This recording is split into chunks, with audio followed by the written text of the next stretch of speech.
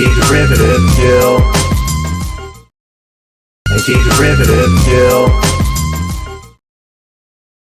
Anti-derivative Jill.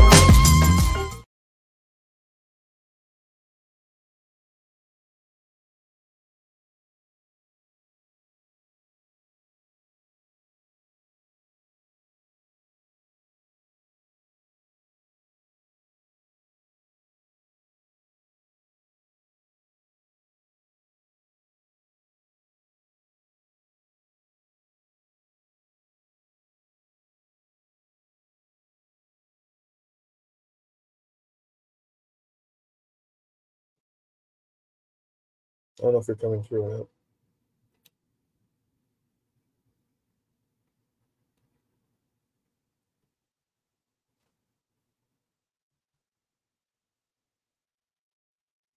There she is.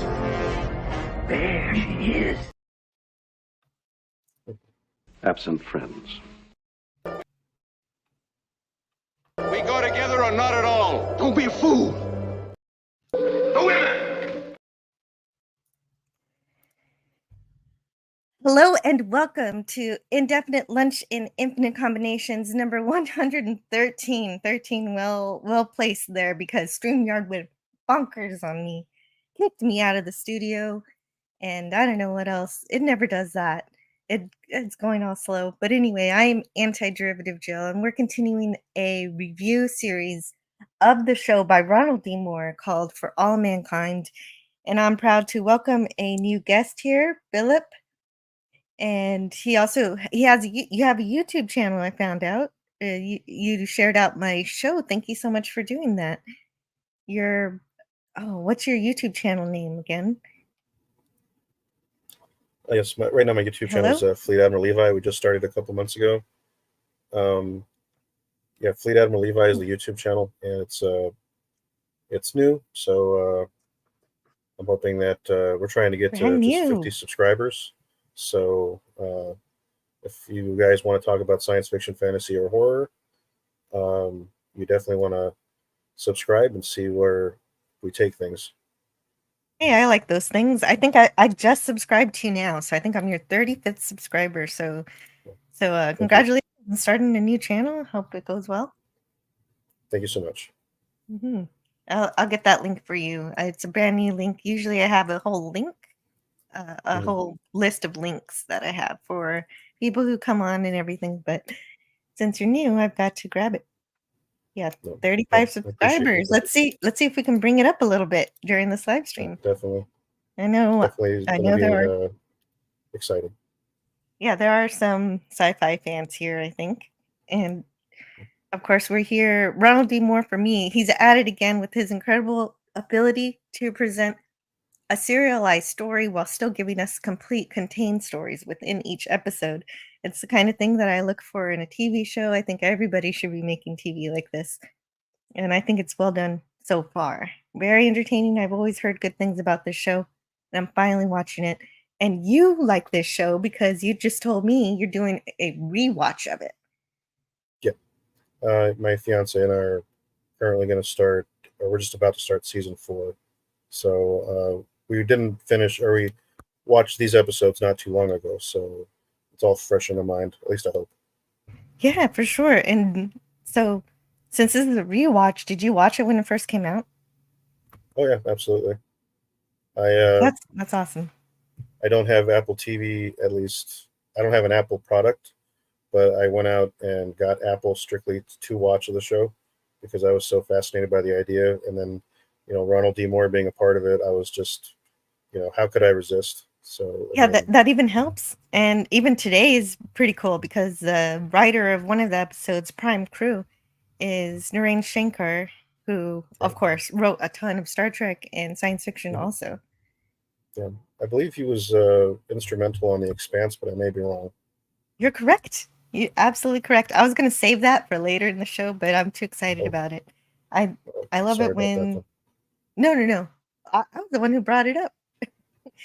That's the key. If you're excited about something, you don't have to, like, I have slides, and if you want to go out of order because you're excited for something that happens later in the episode, you can do that. You can go anywhere in the episode. The slides are just a reminder of things that Okay. happened in case you missed something. Well, good to know then. Yeah. And today we're reviewing the episodes called Nixon's Women and Prime Crew, which they both follow in the footsteps of the pilot episodes of the overarching story of America extending the space race into the realm of building bases on the moon, and because they missed having the first person on the moon, so they keep saying, okay, so we're gonna make this the winning achievement for mankind. And of course this touches on the idea that there's water on the moon, which I really like, which is useful for both consumption and for crafting rocket fuel. And so before we get started, I'm going to say hello to the chat. Franco Walker was the first one here at 5 a.m. He's back, at least at the right day. That's right, because I took off last week. So I took off of my show. I had important business to attend to, and also a family vacation. So Edge of Time says, oh, he's telling us a joke.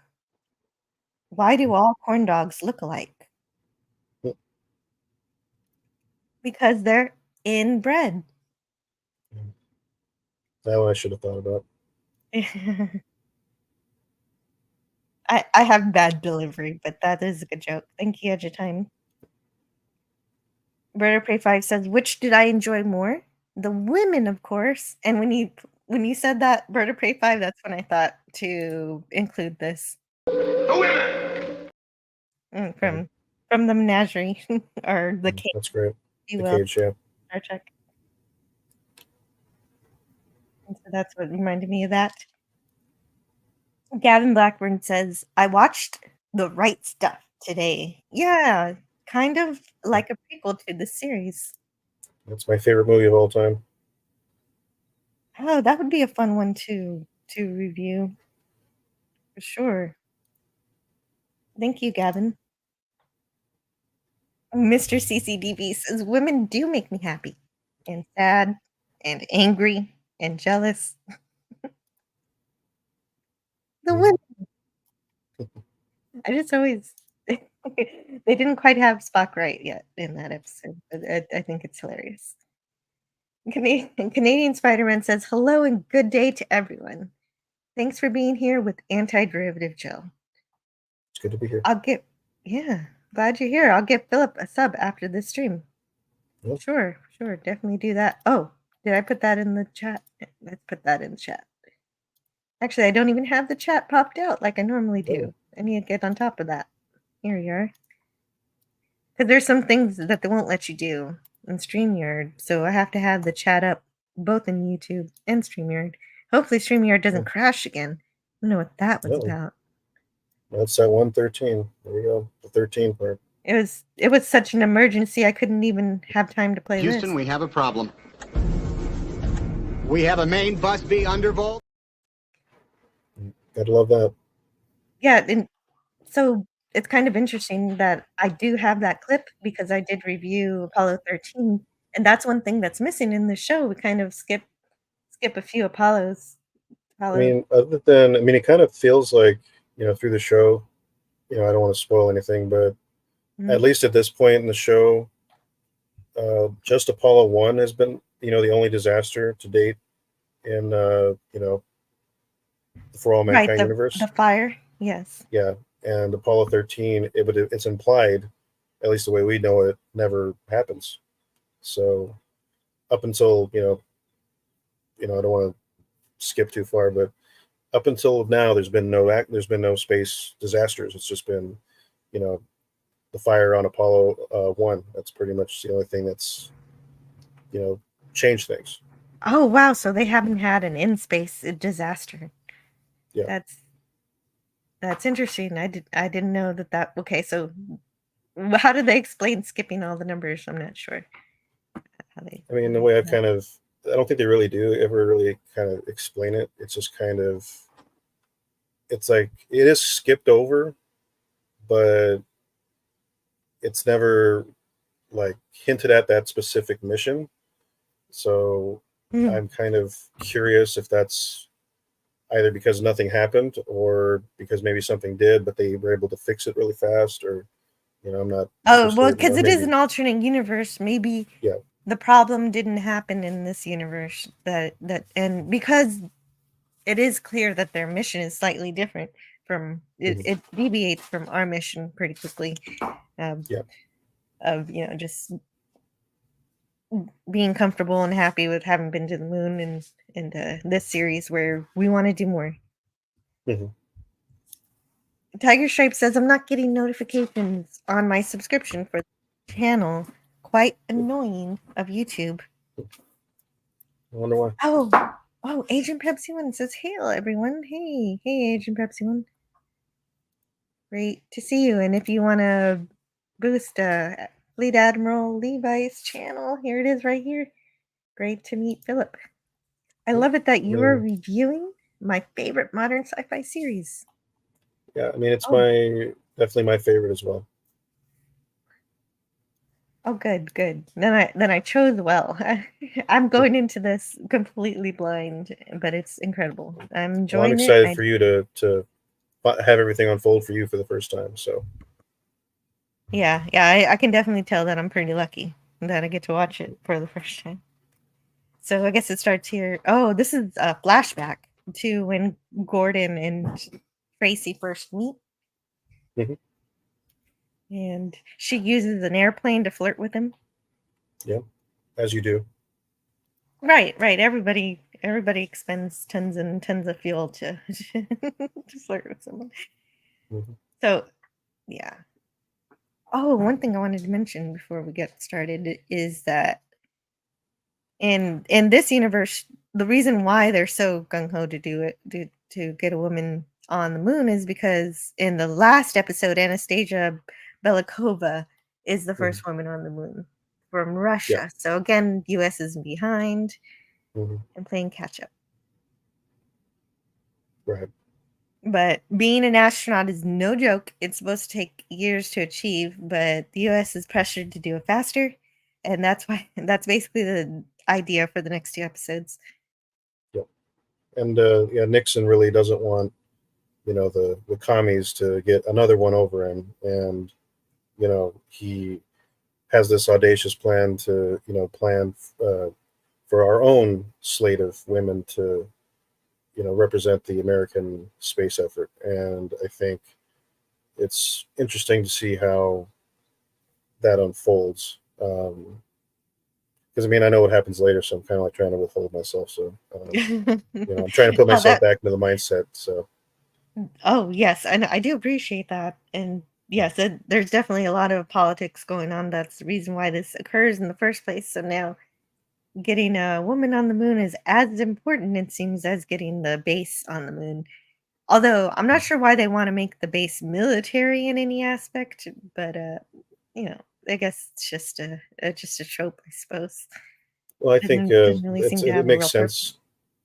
I think it makes sense just from the fact that it's a Cold War. The Russians and the Americans don't really get along, and if your enemy ends up gaining a foothold on some place where basically they can look above on you anytime they want, then you're actually at a severe disadvantage. So I can see the justification of them wanting to militarize a moon base, but the in our timeline we have the Outer Space Treaty, which I think was signed in 1967. Although I don't think the United States is a signatory to it, but because we don't want to be a part of that whole thing. Because I think even the Outer Space Treaty kind of has like a blank spot for corporations, and so they can basically do whatever they want apparently. But in terms of military, equipment and personnel, that's supposed to be restricted, but in this timeline, it doesn't seem like that. Actually, I'm so glad you mentioned that 1967 treaty, because I think it's actually mentioned in these episodes. Let me see if I can find that. Yeah, so in Moscow today, Premier Alexei Kazygin accused Nixon administration of planning to put missiles on the recently proposed American moon bases in violation of the Space Treaty of 1967. So well done. Mhm. Yeah. Well done. You by your admiral. Thank And so I like this idea for a plotline because in real life the first female astronaut was Russian, Valentina Tereskova, and Mhm. so she was in space 1963. Not on the moon quite yet. We don't really have a first for that just yet. No.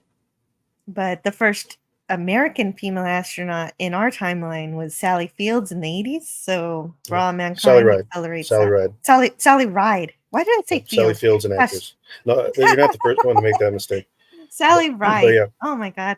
and that's not even until the 80s. So it took us like almost 20 years for us to get our own female astronauts in orbit, and that's absurd to me. But then again, the Soviets also didn't put another woman in orbit for like 20 years as well, if I'm not mistaken. So they knew what they were doing when they did it too. So Thank you for that correction. And yes, so this series does accelerate that achievement. I'm wondering if they're going to show Sally Ride later in any I capacity. can't reveal nothing. You But can't? Okay. I think you'll be surprised. Right. Okay, so this first episode, Nixon's Women first aired on November 1st, 2019. So it's one of the episodes that was available when the series launched, one of the first three. It's set between September 21st, 1969 and October 15th, 1970. Written by Nicole Bateau and directed by Alan Coulter. And so Gordo and Tracy meet. And oh yeah, they still got to flirt. I haven't even gotten through those slides yet. So let's get through those. Valentina wasn't really a cosmonaut. She wasn't even really a pilot. She was a parachutist, and her Bostock capsule was 100% remote controlled. Dr. Ride, like Valentina, was a mission specialist. Mhm. Thank you, Agent Pepsi One. And I suppose, yeah, that is really a good bit of information there to find out.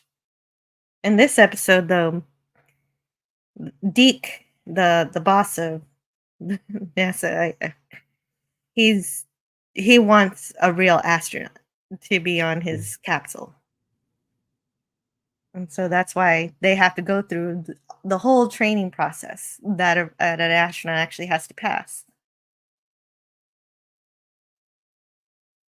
And so Tracy's pretending she can't ride, but then she scares him and shows him that she can.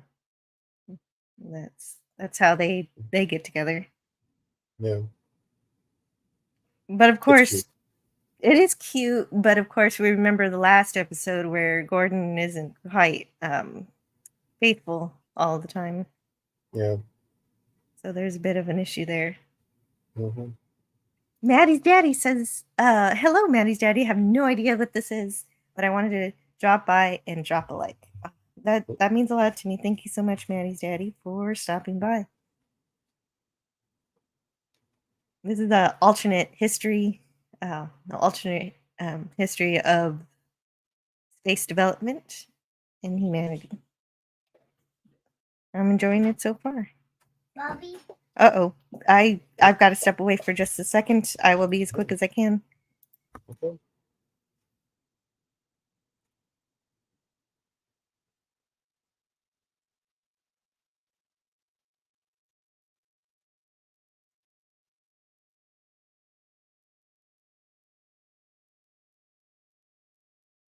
Okay, sorry about that.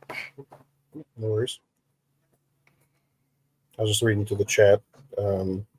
What pops up here on StreamYard isn't exactly what I see on YouTube. So Yeah, I know that's why I have both of them up because yeah. nothing is ever the same. Mhm. So then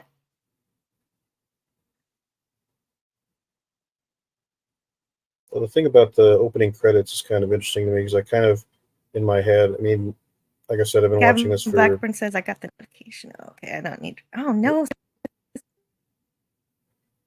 Oh, did I lose you?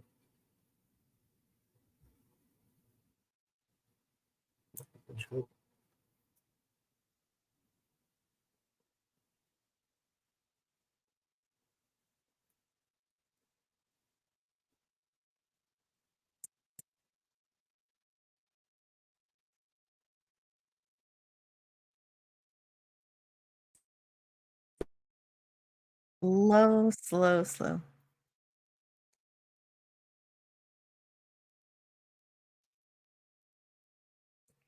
Just comes with the territory. 113. With the chat today, it is bomb. And my computer is just going on. Couldn't even see the slides. Can anyone hear me? Hello? Happening. So can you hear me, Philip? Yes. Hello? I can hear you. Can you not hear me? You can hear me now? Oh, can thank hear you. goodness. Everything's crashing again. I don't know if StreamYard is crashing or if it's me. I don't know. What's I mean, happening? StreamYard seems to be coming across pretty well. Maybe it's just on your end, but Your yeah. side? Mm-hmm. I think things are fine on my end. So Agent Pepsi 1 says Russia did not even consider. Okay, good. Russia did not even consider another female cosmonaut and didn't even fly actual female pilot cosmonauts until the 1990s. But so they did make it. Okay, at least you guys can hear me being frustrated. That's good. There were plenty of female pilots in the US that NASA wanted to consider test pilots, decreed test pilots for understandable reasons. No female test pilots. Mhm. That's what's the fascinating thing about like learning about the Mercury 13. For being an astronaut. Because Mercury 13, like that was a plan to get female astronauts up and running, but I don't think there was ever any real intention on making any of them astronauts. And I think even some of the testing that they put them through was a little bit more difficult than what they put the men through on purpose. I think there's actually a couple of books by this YouTuber, Amy Shira Title. I forget what the couple of novels are offhand, but they're pretty. They dive real far into the Mercury 13 sort of lore, and it's interesting to read about. Yes, absolutely. That I could see how that would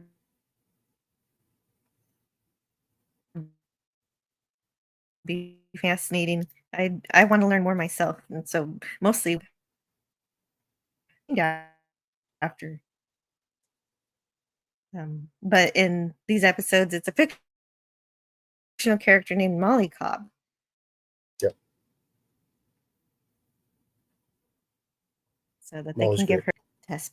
No female military test pilots. Then she says it was the other way around. Some of the stuff that the male test pilots didn't do is because they completed those tests during test pilot school.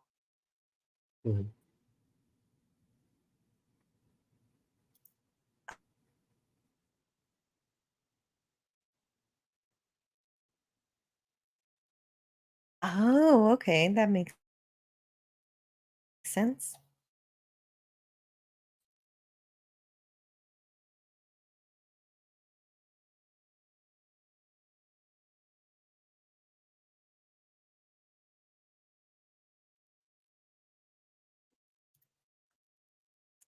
Everything is slow on my computer. I've got to check for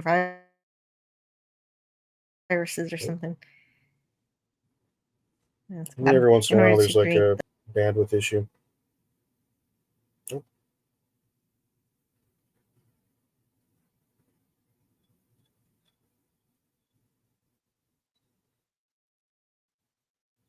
Oh. Well, hopefully, we'll get back soon. Yeah, Jill was coming out or coming in and out for me as well. But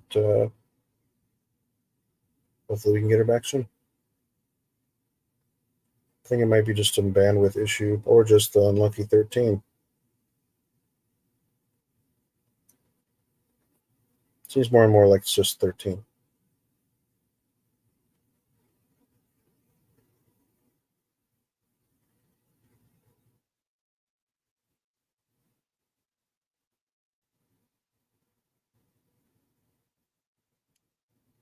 Oh, oh no, unlucky 13. I know, Agent Preppy One. What is happening? But you guys are here, so I'm gonna persevere through and see what's going on later. Let's see if we can get through this. Let's hope you don't get kicked out again. It's like the second time, right? Yeah, no, this doesn't happen to me. I know this is like a bad impression. Like this is like, oh, don't go to Jill's show. She keeps getting kicked out. This never happened to me before. No, I mean, if you'll have me, I'm really interested in kind of revisiting this my favorite show with you. So Awesome. if you'll have me, but Of course. yeah, 13 is going to be the little hump we need to get through. Yes. Molly is a good example. She should have been included, but she wasn't a military test pilot, although an amazing aviator. Also, the culture in the 50s and 60s was different. Yes, model Yeah. kits. Yay. Yeah, that was a cute Yeah. model kit. Somebody built that. Mm-hmm. Oh, how much was I cutting in and out? When was I cutting in and out? I think it was toward the end. Towards the end. Yeah, before you last got kicked out. Okay, then that's not too bad. Mm-hmm. It's just okay. Let's see what happens here. Yeah, so the moon, the missions are now being redirected for creating moon bases, but also getting a woman on the moon at the same time. But since it's politics, Nixon wants a pretty blonde. So, Mm-hmm. and of course Tracy fits that description. On also was a pilot, so she becomes the candidate who's in it for those political reasons, although she doesn't know that for a while throughout the episode. Yeah. She always ends up last in the, I want to call it a call sheet. And it's like, she's kind of getting the hint. Yeah. She's figuring that out.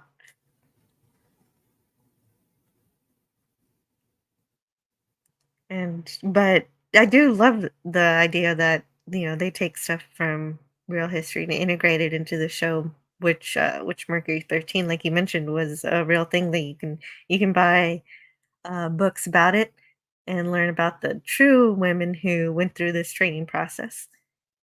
That'd be pretty cool to get into. Mm-hmm.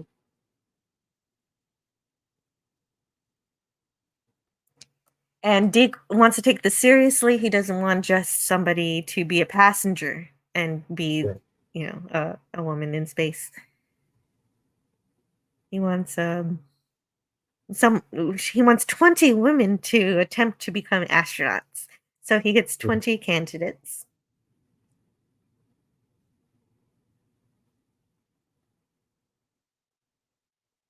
Let's see. Okay. Is there any way to see the show without Apple TV? Says Booger414. I think it's on Blu-ray. Is it on Blu-ray or DVD? The first season, I believe, is on Blu-ray. I don't think I've seen any DVDs of it. No. Oh man, that's not cool. That's really. I wish that physical media should be taken a little more seriously. People still want it. Yeah, I mean, I still want a lot of Blu-rays and DVDs. Because every once in a while, like Netflix takes stuff off all the time, and on Amazon, if you buy something, they'll pull it off too, and you just bought it. It's like, well, you don't actually own it. And there's some people who've joked that, well, if I'm not really buying it, then I'm not really stealing it. And it's like, okay. So they find ways to kind of get around it. Hmm. Yeah, that's the unfortunate thing. You think you buy something digitally and you think it's yours, but if they lose the license to display it, they can take it away from you. Yeah. So it's unless you back up what you buy, Hmm. it's not Yeah, I really got to start doing yours. that too. I'm gonna buy a Mhm. big hard drive and just download all my DVDs and Blu-rays into it just in case something happens. But Yeah, that's yeah, something I've actually done. I do have a server of all my Blu-rays and DVDs and stuff. very nice. Yep. And it's also good to have a backup. Hey, Absolutely. hello to Lemon Pie. Okay, so there's a Patty Doyle, and then there's, of course, Mhm. Molly Cobbs. And they're like, oh, well, she's not pretty, so we shouldn't pick her. Yeah. And she ends up, but Deke is like, but she's a pilot and she's still flying and she was with the Mercury 13. She's on the Ford. Hmm. She's also something of a rebel too. So She is, and that does become an issue when she actually hmm does make it through the program, which is it's okay yeah, to mention spoilers within the scope of Nixon's Women in Prime Crew.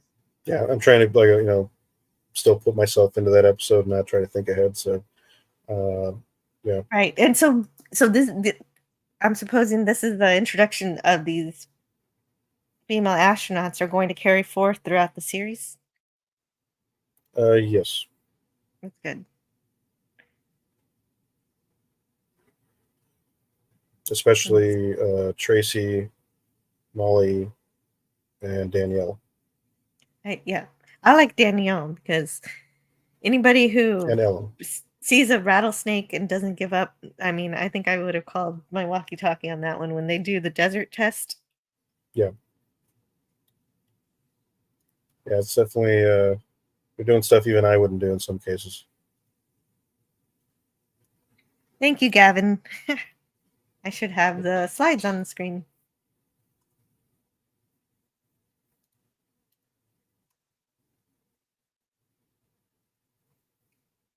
Agent Pepsi One says something that's not often mentioned in space flight. Men are typically less susceptible for radiation exposure.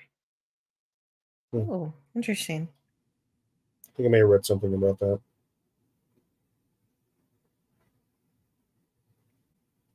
And yeah, me too. Thank you, Agent Pepsi One, for being here today. Have you read the historian Amy Chattel? She's written several books about the early space program, including Breaking the Bond of Gravity. Wow, thank you, Agent Pepsi One.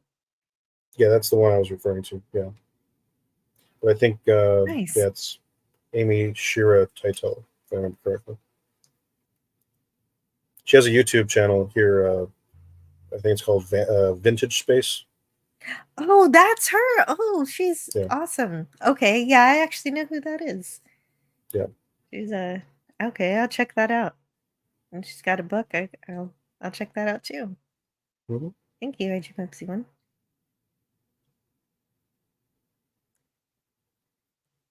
And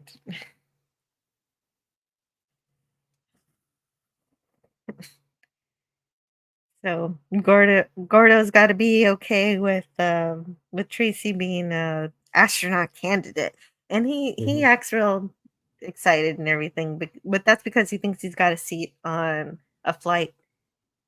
But poor guy, he loses it anyway. Hmm. Although I don't feel too sorry for him because he's kind of scummy. Unfortunately, Uh, I think he's a good astronaut though. yeah. Glad to be here. Hope you don't mind. No, I don't mind it at all. It everything you add, Agent Pepsi One, enriches what's going on in this live stream. Don't worry about it. Absolutely.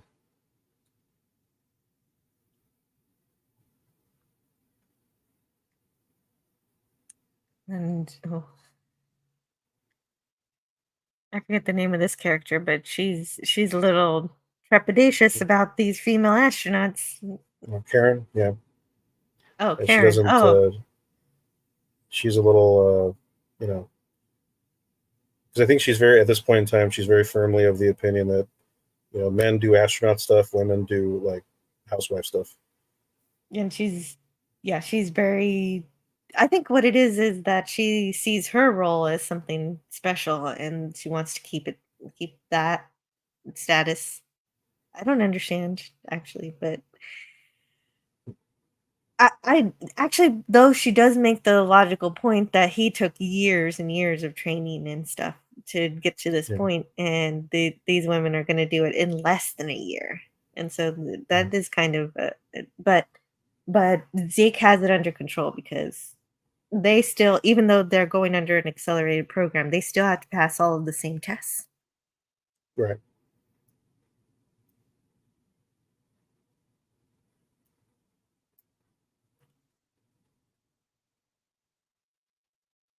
Hey, hey, hey, I can understand her as well. I'm a traditional wife and love being one. Oh yeah, me too, Agent Pepsi One. But if I wanted to be an astronaut, I think I would get support. Like if I wanted to go do stuff, I could still do stuff. But I do like my life also.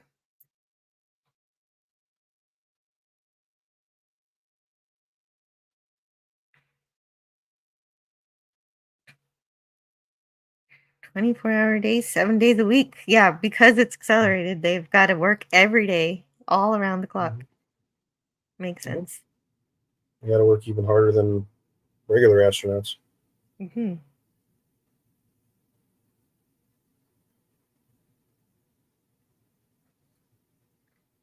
And it really doesn't matter what your grade is, it just matters if you stay on that list.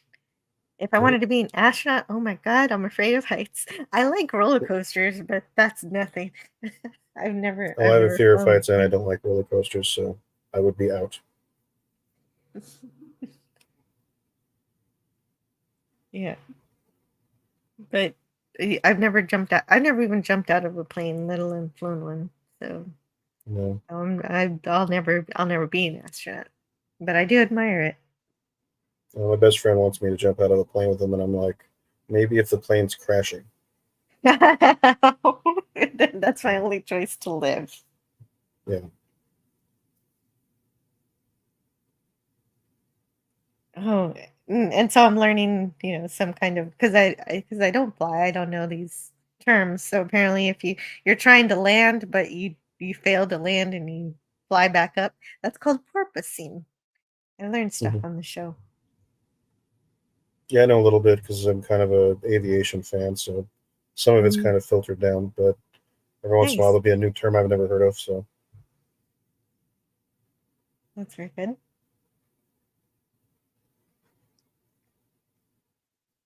Mhm. And so yeah. But they're all pilots. They all have varying degrees of backgrounds, but the thing that pulls them together is that they can fly. mhm.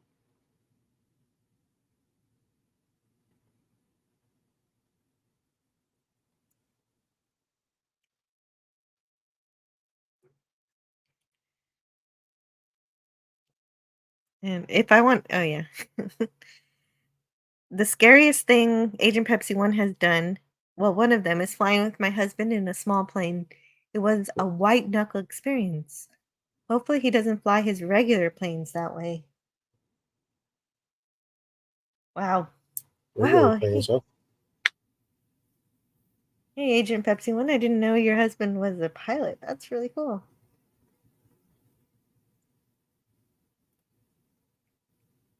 And of course we have oh, what's her name? This is Margot. Margie Margaret. Yeah, Margot Madison. Margot, that's it. And she's the teacher here because she's an engineer and everything. Mhm. In the control room of NASA. He is. He flies Boeing 777 for FedEx. Wow. Cargo planes. Oh, and Molly thinks she's so cool that she doesn't have to pay attention, so she's just playing because she knows these equations already. Yeah. So she can play with their crossword. Mm-hmm.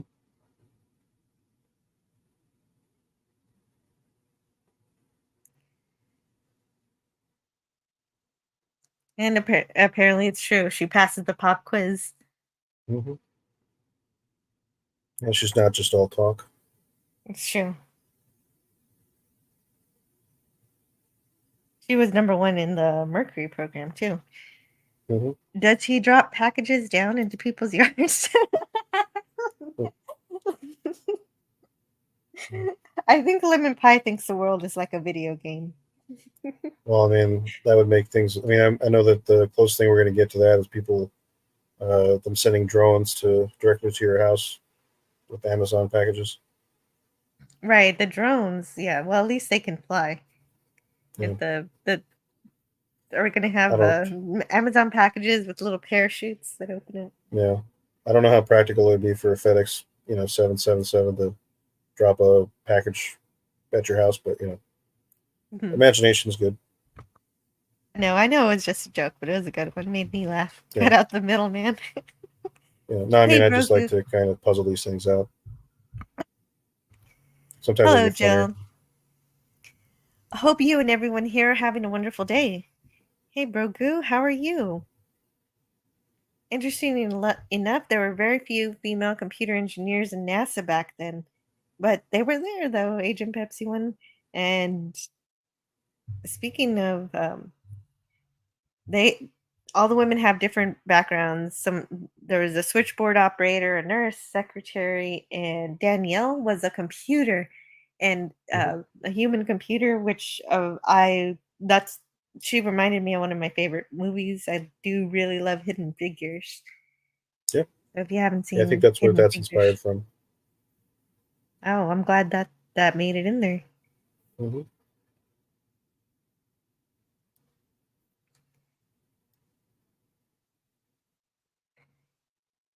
Agent Pepsi one says he flies typically Memphis to Europe or the Far East.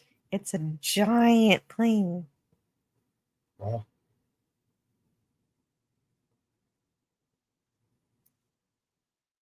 Sounds adventurous. Mm-hmm. Definitely. Hearing you talk about their previous jobs reminds me a bit of the opening to Charlie's Angels. Lisberger.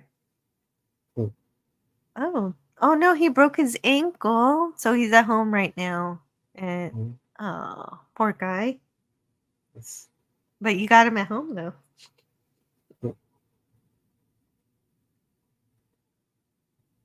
I hope he feels better soon. And Molly and Patty. Oh, that's the other pilot from the Mercury. They're trading. Molly is first and she's second in everything. Yep.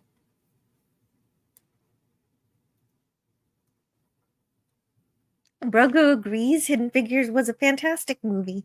It Mhm. told the true story of Black women who helped the NASA program. Yeah. Yeah, I think it definitely. introduced some of us to Glenn Powell, the actor from Top Gun Maverick, because he plays John Glenn in that movie. Yeah, John Glenn. I like that part of the movie too, where John Glenn doesn't want to take off with the computer calculating. He wants the women. Yep. That's based on a real concern he had, and kind of speaks to his kind of character. But it is interesting because I think even in this episode, uh, John Glenn does pop up, and he voices his dissenting opinion about the women joining the space program, and he had actually had that opinion in real life, and he changed it later on. But it's just interesting that he was one of the forces that was against it at the time. Yeah, that is interesting. Sure, that is true. I was surprised to hear that was a real quote also that they used. Mhm. Agent Pepsi one says, yeah, and he's driving me crazy. That and her dog, Dipsy, should be called Benedicta Arnold. Thinks I'm dead when he Dipsy thinks I'm dead when he's around. Oh, Dipsy Dipsy loves him though. Oh no, okay. So they're in the simulator, they're not doing such a great job, and Tracy kills them. Simulator wise anyway. Yeah. Fortunately, it's not real. Yeah.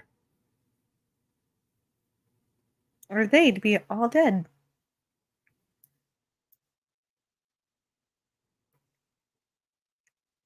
I don't want to be an astronaut, but the simulator seems like fun. I think they used to have one over here in LA at the California Science Center. It's like a little like shuttle cockpit. They don't have it there anymore, I don't think, but it's an interesting little kind of exploration of space from without having to actually go to space. So Oh, that sounds awesome. I would go to that. I guess I better look around. Maybe there's more kinds of things like that around.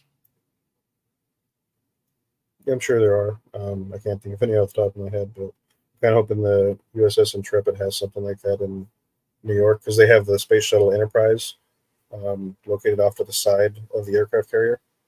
And yeah, one of these days I gotta visit all the remaining shuttle locations because I think they have the shuttle Atlantis and Discovery, at Kennedy Space Center, and at the Smithsonian in DC.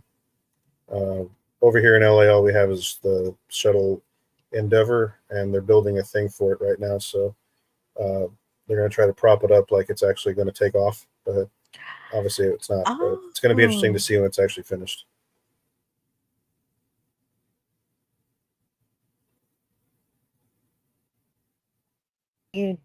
Are you there? Yep. Are you going to disappear again? Okay. Every once in a while, things go on. We hit a pretty good stride right now. So. If you could talk, all right. Let's keep it this way. Come on, computer. Mm-hmm.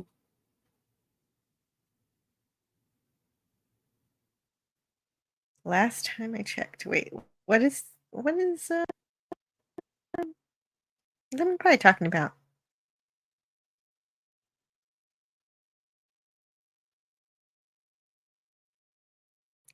All pilots spend lots of time in simulators. Astronauts fly on average of 500 simulator runs per actual flight.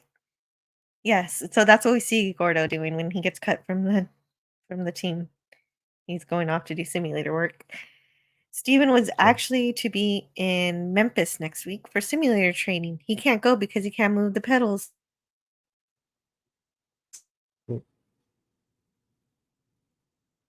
With real soon. And hello to Kimberly and Hart. Great to see you. Great to see you today. How are you? I've been working so hard. Oh wow. Keep up the good work, whatever that is.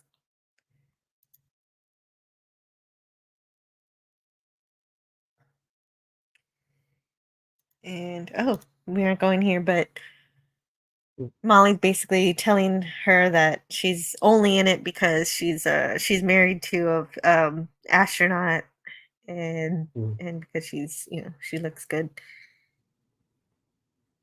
And, I think she even I calls know her why Astro everyone else Wife. is here, but why are you here? Yeah, she does. She's kind of kind of rude. And so, but Tracy takes it to heart, and she realizes it's true. Everything she's saying is that she's been selected for her features, and that instead of her skill. Yeah. And so she realizes she would have been cut from the program if it weren't for that, or if it weren't for politics.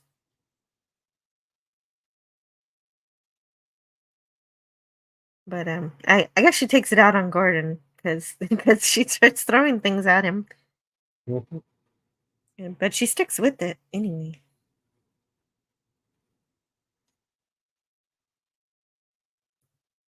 Yeah, she doesn't give up. And Age. that's admirable. Definitely. Gavin says I'm cutting in and out again. Is that true? Am I cutting in and out? Kind of, sort of, but not. At least for me, I can still hear what you're saying. Okay, good. My stepdad, the Mandalorian, is an excellent pilot, says Brogue. Well, that's no contest. Agent Pepsi One says people don't realize that until the space shuttle, U.S. spacecraft had a 100% oxygen atmosphere, so they could run much lower pressures. Yeah, actually, I think that's the reason the Apollo 1 flash fire happened, because I think at 100% oxygen, Velcro tends to explode. And, well, you know what happened there. Yeah, the door. Ah. And I like this scene. This is some neat cinematography of the film. The film being transferred and Yeah. sent back to Earth from the moon. So they 'Cause I can think figure out. Go this is ahead. like a CIA spy satellite or something that sends them the information. Yeah, because they're I trying to forget figure about this out part. what's they're trying to figure out where's a good place to land, but they're also seeing what's up with the Russians. The Russians are doing Yeah. stuff on the moon. Because I think the Russians launched somebody else and it didn't work out. Yeah, and it looks like there's a crash there, but the evidence of what happened has been cleaned up, except for the crater that's left. Yeah. Hey, and hello to a pop culture curator. But from the data they collected from that satellite, they were able to figure out that there's water. There's possibly water on the moon, and of course we know today that there is. Mhm. Agent Pepsi One says, yes, exactly. It was 100% oxygen, but as it was sea level, instead of 14.7 psi, it was pressurized to like 18 psi to purge the nitrogen. In space, they would have just vented the O2, killing fire. Yeah, because the thing that actually killed them was I think, suffocating. It wasn't the burning or the fire. But still a shame. It's and wasn't it retroactively called Apollo 1 and wasn't at first? Yeah, I think the actual name is like AS-201, if I'm not mistaken. But yeah, they gave it retroactively Apollo 1, and then there was a few, like Apollo 2, 3, and 4, like unmanned, and eventually we get to crewing the spaceships, and then obviously Apollo 11 happens, and we land on the moon.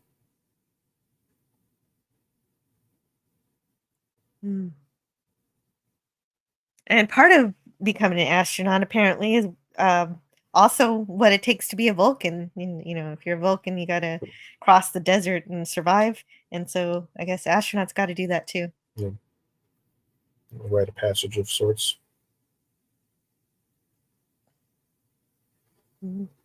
Right, because if they may have to perform an action like this in space. Mm-hmm. Agent Yeah, it does Pepsi make one says, complete yes, sense. if the fire would have happened in space, they would have vented the cabin. Oh, yeah, killing the fire. Apollo 4 was the first test of Saturn V. Apollo 7 was the first manned Apollo flight. Mm-hmm. Oh, and they got, what was it? 14 hours. I want the full details of this. Grab it.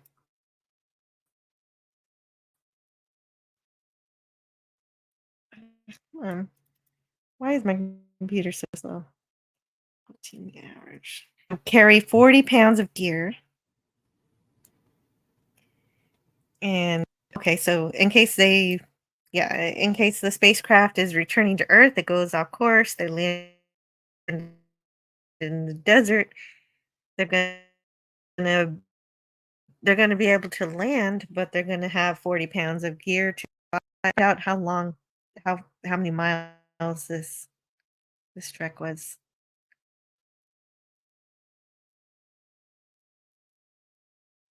I think the 20 only difference. miles. 20 miles. Yeah.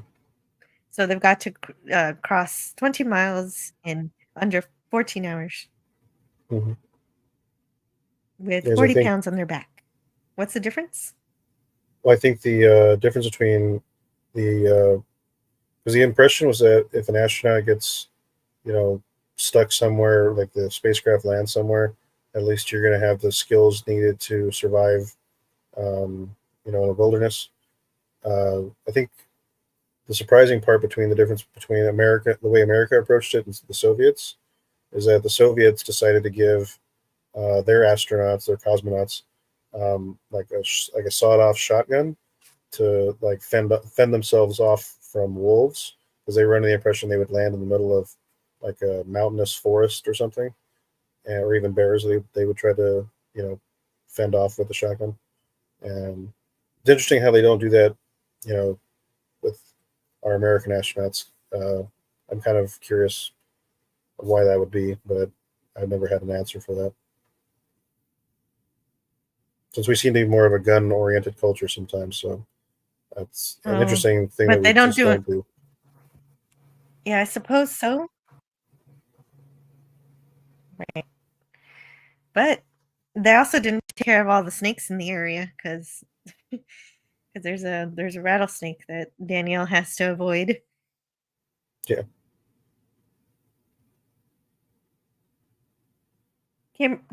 Kimberly Ann Hart says that she's an independent filmmaker, actress, musician from Hyannis, Massachusetts, and been in TV and movies. Directed for Superman and Lois on the CW. Wow, that's amazing. Impressive. I've been in Spin City, ER, Felicity, and Wildfire. Flashpoint. That is impressive. Holy crap.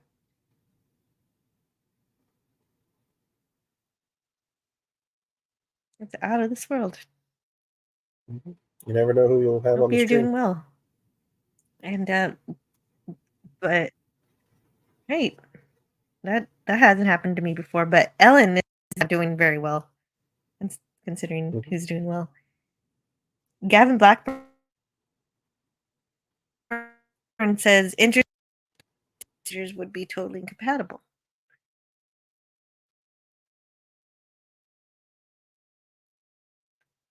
They were justify in close proximity.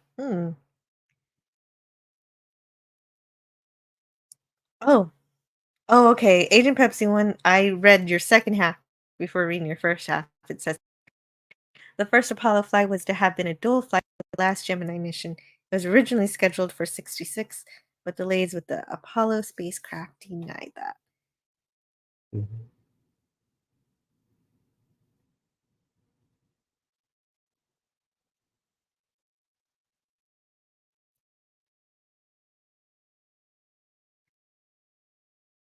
But Ellen, this isn't a teamwork exercise. You have to do this on your own, or you because if you don't pass this, this isn't like making a mistake on your math. You have to be able to survive this desert.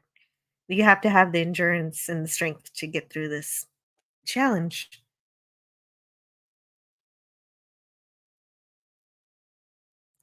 But Tracy won't leave her behind. She uses her skills as a nurse and what she's learned from Gordo to to Ellen with her foot to help her get to the finish line and to they rearrange their clothing to help protect them from the sun. Which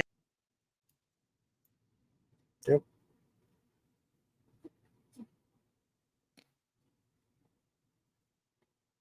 They show a lot of I think this is a good different types of building for skills and Tracy's what character. they do out there. Yeah. Mm-hmm. Because they show teamwork, creativity, resilience. Brogu says, I agree with you. Our astronauts should be given weapons of some sort to protect themselves in case of being in a hostile environment. Mm. Well, at least a knife. Yeah, well, yeah. Well, a knife is a good tool for other things also. Yeah.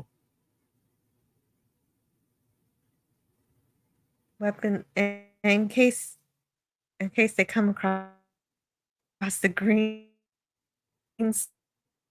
slime, says Gavin Blackburn.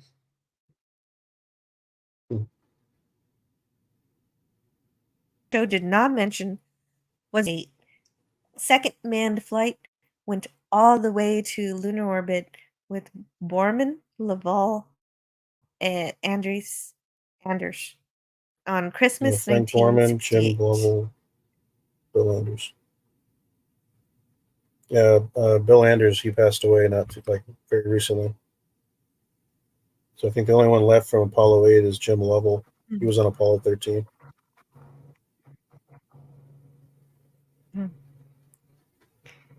Brogu says even in Battlestar Galactica, the pilots had their ray guns in case they need them. Yep. Very true. And so here's the list again. Here's the list after the desert trek. In this case, Patty won. So Molly was not the first one this time. Yeah. Molly gets to be second, and Tracy, of course, is last place. And Tracy knows what this means now. Yep. Agent Pep. Oh, there you go. They're good to go.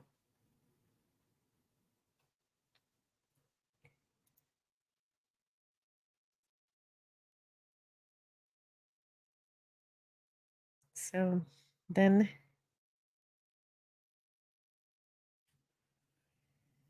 now from here on out the training gets. Oh, but first they're getting the fan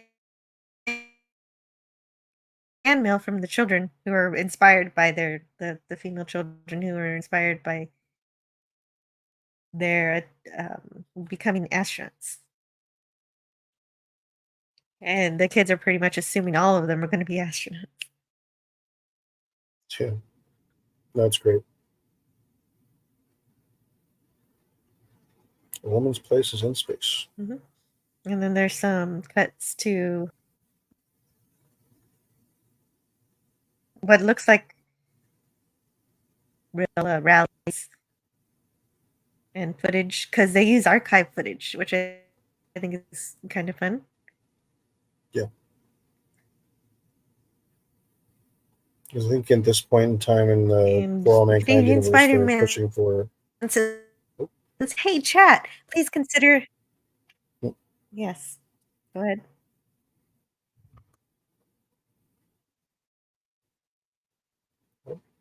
I'm roboting, Gavin.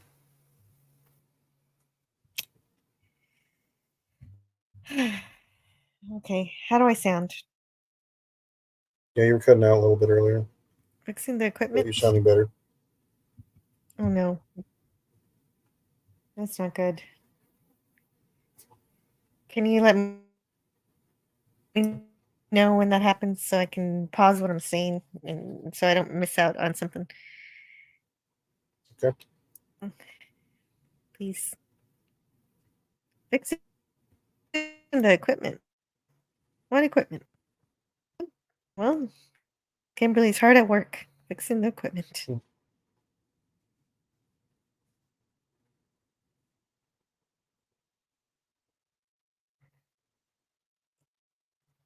This is definitely frustrating. I don't understand. My internet should be incredible. Well, It should not be. There should not be any issues.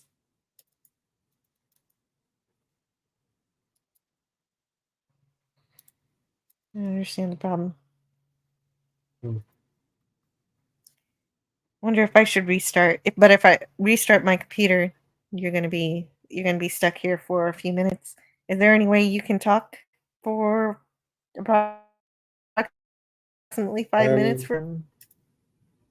I don't see why not, as long as the chat is up for it. Lemon Pie says Scotty R37 is remotely sabotaging Jill's microphone. Hmm. Yeah, I'm gonna restart. Hopefully that fixes it. If it doesn't, then I'll just keep going until we we get through this review. Just sorry to everyone on the replay if you're listening to this show. And you hear me cut in, but this is it. I'll be as quick as I can. See you back in a bit.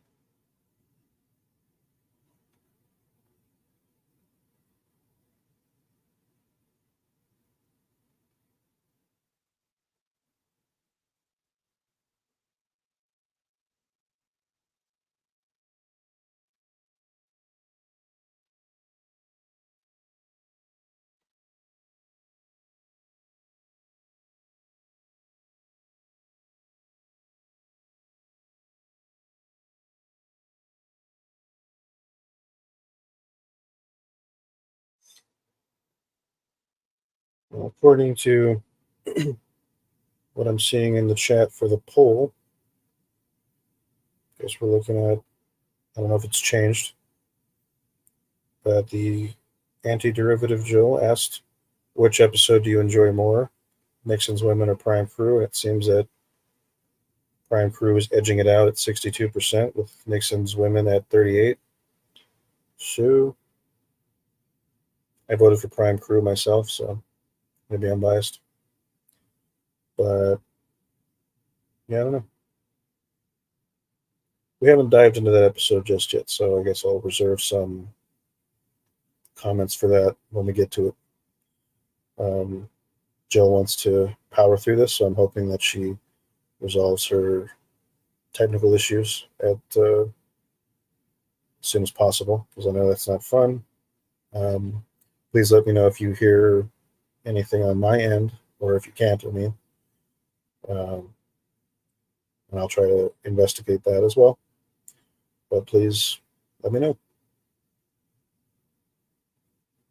If any of you guys have been watching For All Mankind, do you guys have a favorite character or a character that you don't like?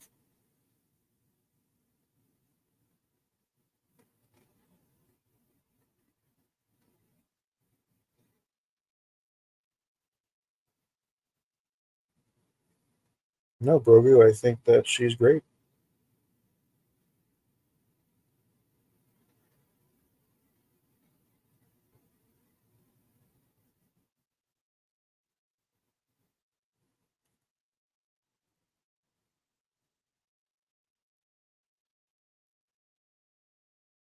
Oh, don't skip ahead. That's a spoiler.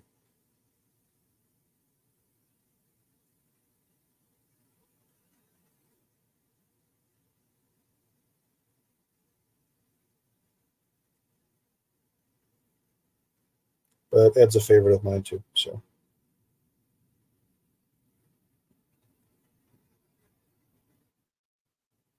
well, I guess it's a cross between Ed and Danielle, really.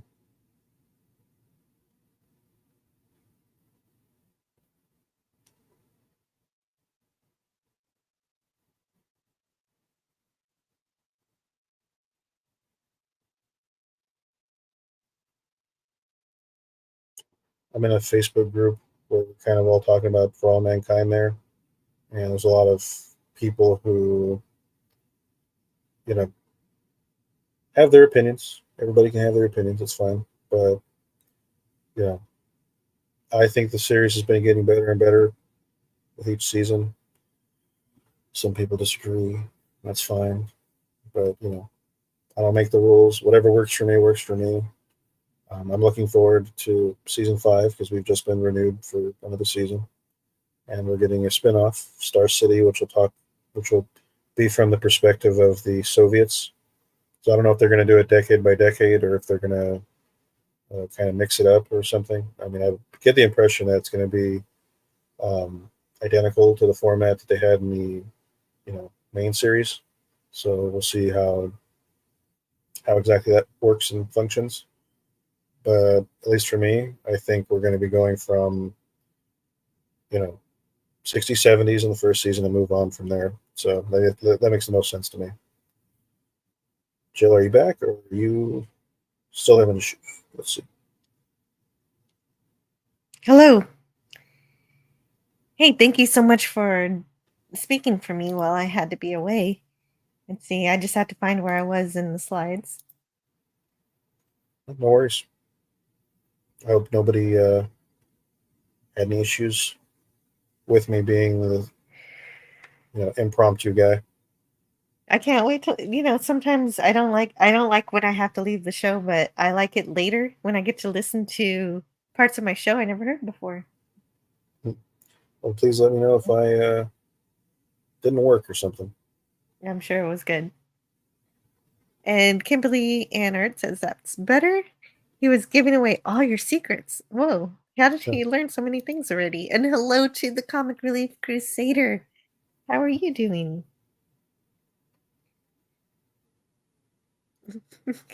Brogu says, Kapla, Joe. We missed you.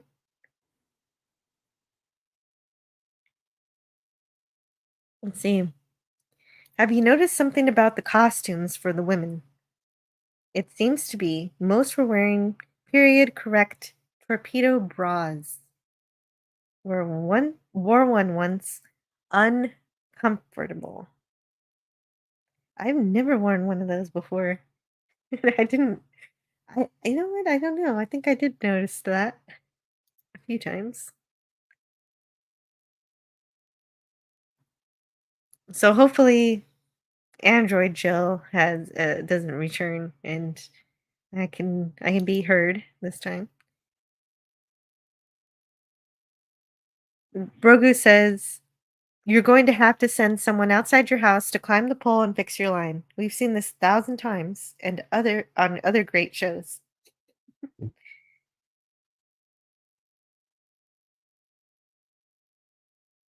It was Philip's show. Yeah, it was Philip's show. Can't wait to hear it. For a little bit. Now that she's gone, can you tell us what you really think of Jill? Actually, we just met today. Good to meet you. Good to meet you too. So far, I have no complaints. Gavin says, I'm discovering this series as we go, watching the same time as Jill, so no favorite character yet. Mm-hmm. Yeah, no favorite character for me either. I'm still trying to learn the names. Like, I'm lucky I can remember Deke. The last season was terrible, says Agent Pepsi 1, but loved seasons 1, 2, and most of 3. I'm of the opinion that the show gets better and better, but not everybody can agree with me, but Oh, of course. Yeah, there are going to be differences. I already got a spoiler for the latest season, and there's some complaints about the duct tape. The Comic Relief Crusader says, "Is this a good show?" I love it so far. I'll let you know as soon as I don't like it. But so far, I try to watch things I think I'm going to love, rather than things I know I'm going to hate. Yeah. Well, there's a lot of people who seem to be of the opinion that For All Mankind is like a prequel, or it kind of feels like a prequel to The Expanse, but I disagree because of some stuff that happens later. But I think they originally envisioned the show as sort of a prequel to Star Trek, and that's where I kind of see it as. That's what the creator says. The creator says it's kind of a prequel to Star Trek. Is his perception of the matter, and he is a former Star Trek creator. So, well, I guess once a Star Trek creator, always a Star Trek creator. And he also is. It seems to be that he's also hiring some former Star Trek writers, and I hope to see more of that. Mike Seas4 says just lurking, but I don't know the series. Great to see you, Mike. Agent Pepsi One says, "I have to go. Errands to run." Oh, we'll miss you, Agent Pepsi One. Have a good day. I hope your errands, your OA mission goes well.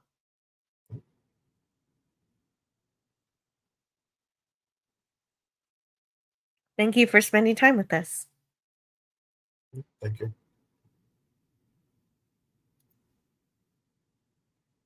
You have been away for a week. Have you tried blowing the dust off the internet? Oh, okay. Maybe that would have That's been a it. good idea. Oh, I didn't think about that. I have been away, so maybe there's a little bit of buildup. That means I have to do more live streams to get it all the dust blown off. Well, I'm Thank not you for complaining. yeah. Thank you for keeping me company, Kimberly. You have to go to the optometrist. Oh joy. Well, maybe you can get some new fancy glasses. Well, I did not see that coming.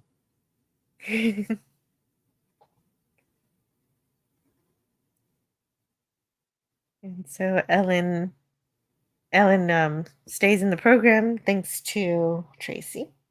And so does Tracy because even though she was told not to do teamwork, it's kind of it's obviously an admirable thing to do not to leave someone behind because Ellen did not want to use her walkie-talkie to quit, and Tracy wasn't going to leave her behind. But at the same time, Deke is starting to get worried because he probably should have cut her a long time ago because she lacks some of the experience the other ladies have. Mhm. So he tries to convince her to drop herself to withdraw from the program, and she says, if I'm leaving, you're gonna have to cut me yourself." Because she wants it. She wants to do this. She wants to be an astronaut. Yeah. And I don't blame her. Mikey Sees 4 says, "I just use paper towels and a little computer wash formula."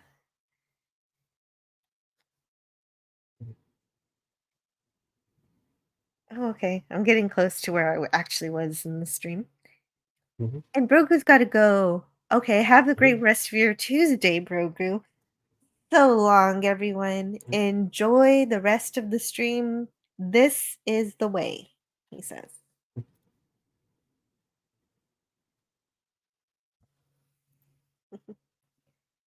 He's got a long flight back to the galaxy far, far away. Yeah, so he's got to get going now to make it in time for dinner. He's got Yeah. eggs to eat. Yep.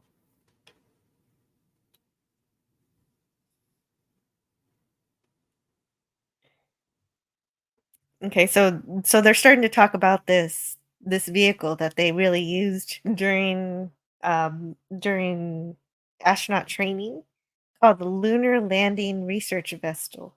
But they call it in Mhm. this show the bedstead.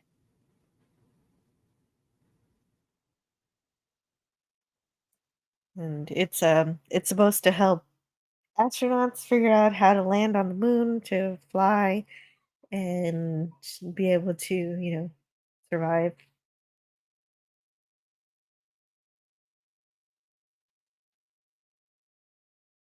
Yeah, I think in real life, Neil Armstrong almost got killed on testing one of those. Oh yeah, right. And I think it's luck depicted in First Man, the movie First Man. mhm. Luckily he knew the right moment to eject himself from the vehicle and avoid Yeah, being part of the explosion. yeah, most definitely. But that's the tragedy in this episode. One of the women is actually a helicopter pilot, so she would actually be amazing at flying these things, except for the fact that she didn't have the instinct to use the eject and instead tried to stabilize the flight pattern rather than leaving the vehicle when it was clear there was a failure. Yeah. And so that's how we lose Patty.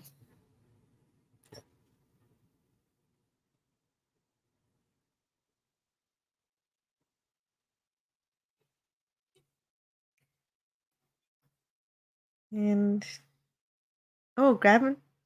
What? Let me see who's in this. Delicious frog eggs to eat. Yes. Enjoy. And also hello to Matt G. He's instructing Agent Pepsi 1 that she needs to go to the Outback. Steakhouse in the country. He's always meaning Matt G, he loves food. He means a steakhouse. Okay. That does sound good. So Gordo's driving around, too much flying. in his little red Corvette, and he sees the fire and he immediately thinks it's his wife. Yeah. But it was Patty. Yeah. And this episode gives us the 4 remaining astronauts that we follow through the rest of the time, at least this season. Oh, the rest of the season? Okay, so I'm wondering when the jumps in time are going to happen, when things are going to start accelerating, because there's a little girl in this series that they show every once in a while. In the Aleda. first 2 episodes, they showed her. Aleda. Is that her name? Yeah. And in the first 2 episodes, they show her as a pyrotechnic, or she really likes setting fires. Like, she could have burned down her home. Mm-hmm. And I'm glad that we don't see that behavior in these 2 episodes. She's actually being given the opportunity to go see Apollo 15 take off. Yeah. But she has to go alone on the bus. Yeah, she's kind of a minor character in the first season, but it's obvious that she becomes like a major character that we follow throughout the run of the whole series. Is what at least what my impressions become. So Right. Yeah, definitely keep an eye on her. Yeah, definitely. I didn't think that they were showing her for nothing, so Yeah. I'm interested in that serialized nature of her character.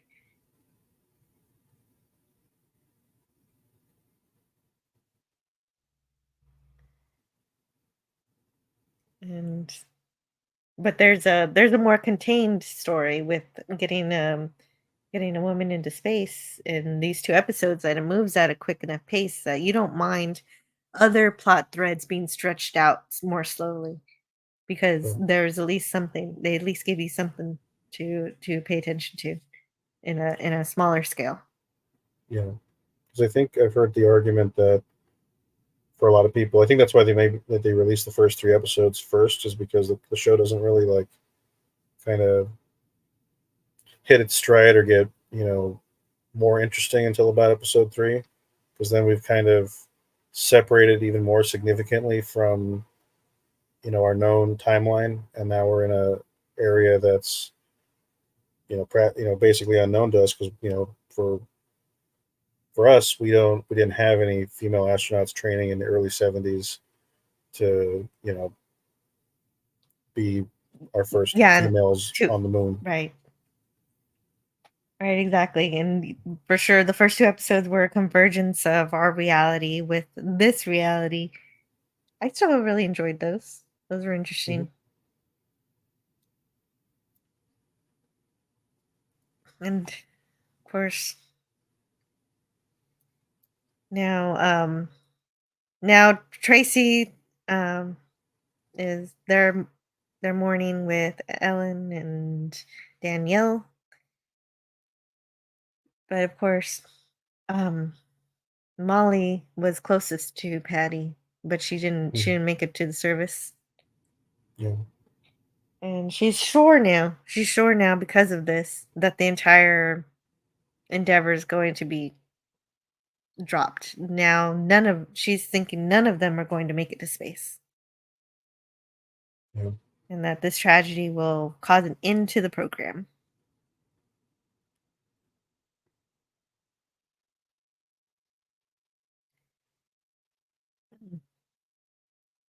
Little do they know. Yeah.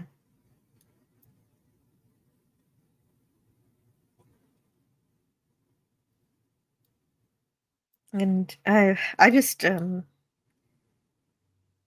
see what's going on here.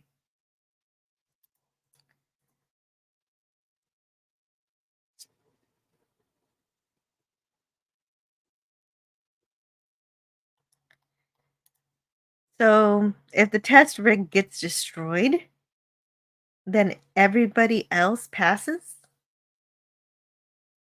See, that's what I was wondering. That's a good point. Actually, there was a strange bit of cinematography in the last scene that was weird because we saw Tracy in the lunar landing research vehicle, the bedstead. But right before that, I saw Molly starting to climb the ladder, and I was like, "Are there two of these things? What's going on?" So it was a little odd the way that was shot. I don't Pay know. attention to that. And I know, for some reason I noticed that, but I was just like, okay, that's fine. She was just testing the ladder.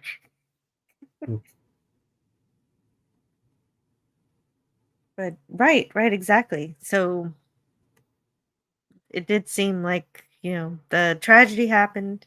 I was waiting to see if they were going to do this lunar landing testing again for the other astronauts that hadn't been on it yet.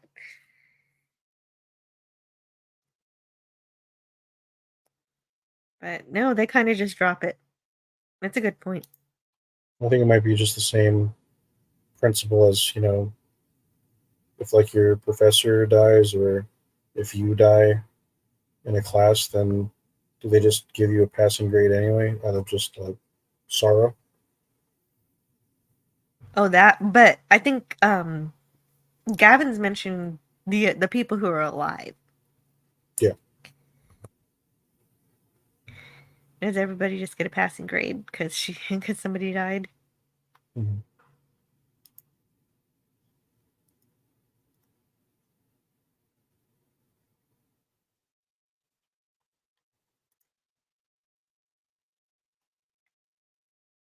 And so they just mentioned why she made the mistake and how that's going to be the end to the program. Everybody drinks a lot of alcohol in this show. A lot of Molly loves her cigarettes. Mm-hmm.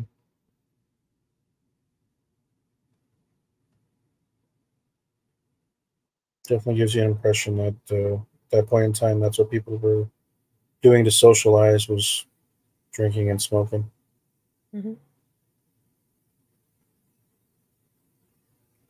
And Kimberly Ann Hart says, "I know doing stunts in movies was harmful. I'm lucky to be alive." Oh, wow. Kimberly performed stunts in movies and almost caught on fire and electrocuted. Oh my goodness. Well, thank you for your service. Yes. Yes, thank you for what you did.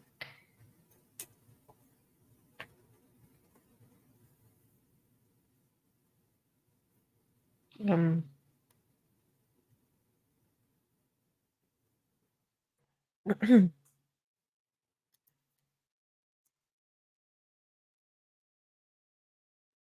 Oh, and I knew that name seemed familiar, Kimberly.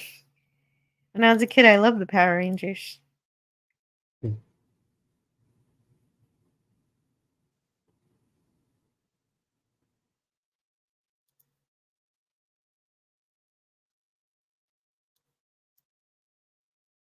And so they have a fight and he has to go mow the lawn. I forget exactly what happens.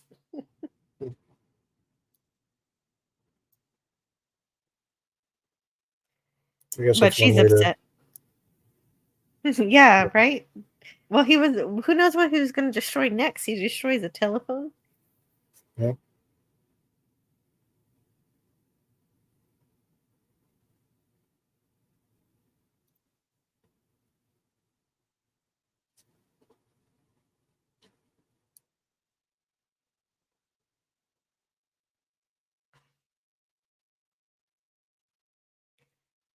Yeah, I think this is it with John Glenn.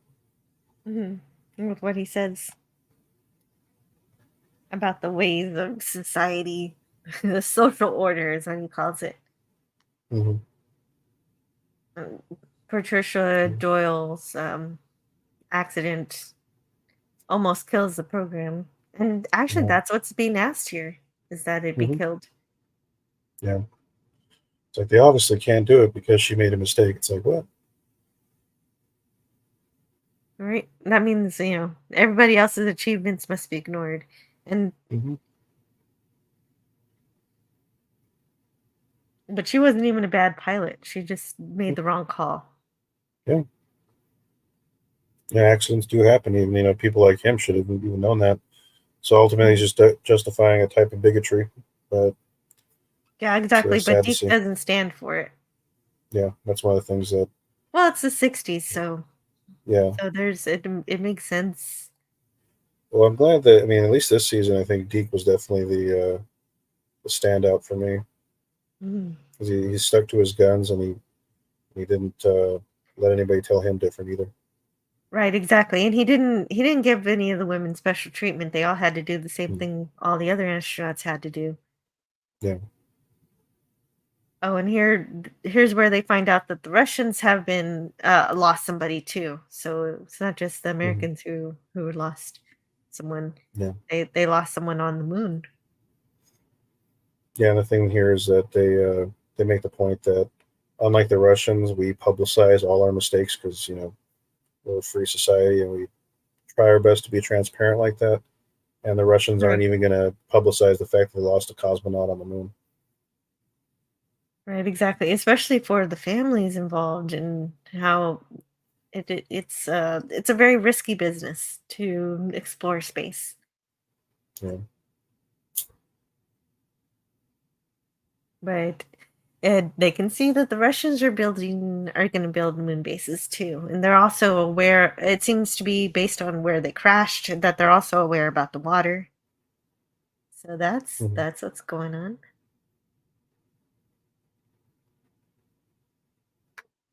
So they've got to accelerate that a bit, but they've got to have the Apollo 15 mission to find out exactly where to put the moon base. Yeah. And um, this is what Margot ends up saying, and she gets some help, some backup because nobody's listening to her, even though Yeah. she's from the control room. Like she's been a part of everything.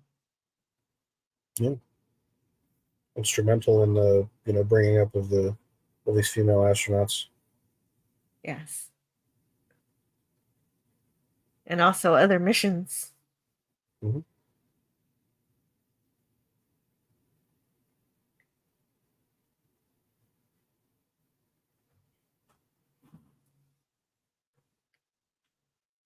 Hmm. I wonder if we'll ever actually put a base on the moon. Been waiting for that. Hmm. And oh, okay. In this alternate timeline, Vietnam War is over, like 5 years early. That's nice. Or Yeah. good times. Just for this show, I decided to break out my old Nixon for President shirt, and Oh, yeah, I oh, thought that was neat. fun. But Oh, wait a second. Wait a second. Oh, let me see that. yeah, Let it me was see like that you're showing that off. yeah, it was I went to the Nixon Library in Yorba Linda, and they Hmm. had some of these, and so I decided to go ahead and get Oh, one. neat. I thought it fit the episode that we were discussing, so just saw Pretty Nixon there awesome. and reminded myself. So It does. It does fit this episode perfectly. Thank you. yeah,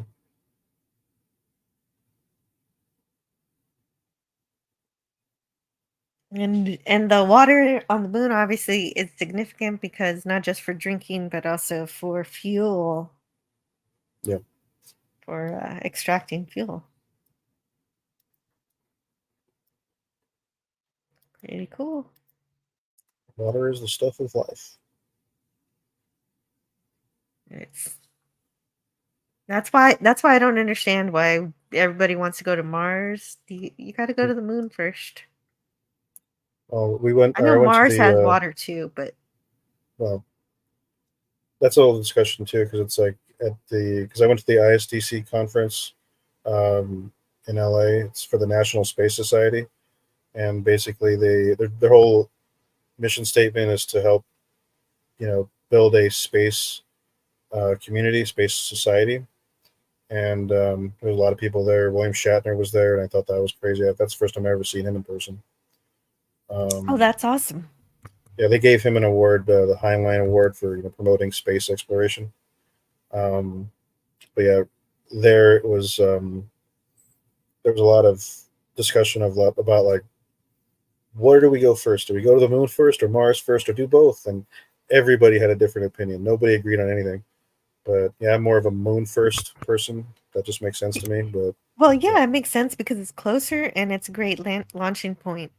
If yeah, anything, even if it isn't our ultimate destination of wanting to touch foot on a new surface, it's a very important starting ground, I believe, yeah, because it absolutely. takes It's a great springboard.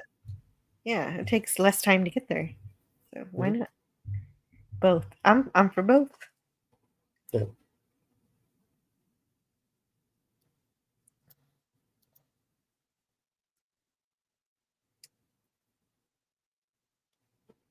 And yeah, so Deke is told what to do.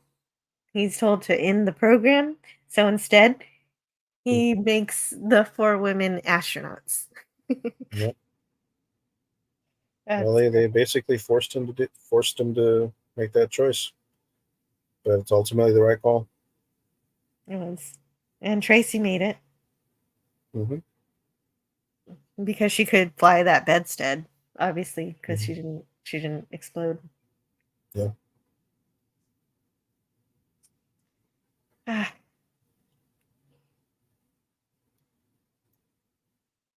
and of course, as we said earlier, Molly Cobb is named after Jerry Cobb, and Hmm. Jerry Cobb had was one of those pilots who had over thousands and thousands of flight hours, Yeah. possibly more than a lot of astronauts have. And so it's a real shame that she never got to be an astronaut. It So it's really is. kind of yeah, it's kind of satisfying to see her memorialized like this and given this in this alternate history. Hmm. Absolutely. And I guess there's a letter that's being thrown away or tossed around that that the the dad of the little girl finds, and he gives it to her. Hmm. She's got a whole wall of all of the achievements, Yeah. U.S. NASA achievements, and different kind of things. Hmm. So we find out that she's not just setting things on fire for fun. She wants to be an astronaut.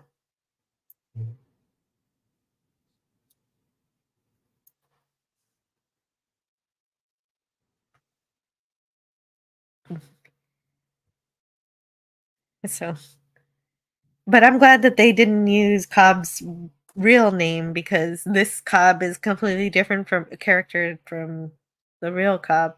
Because this one likes to smoke a lot and not Hmm. just regular cigarettes either.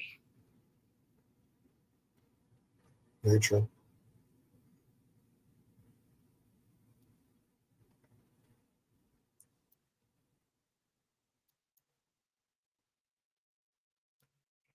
Hmm.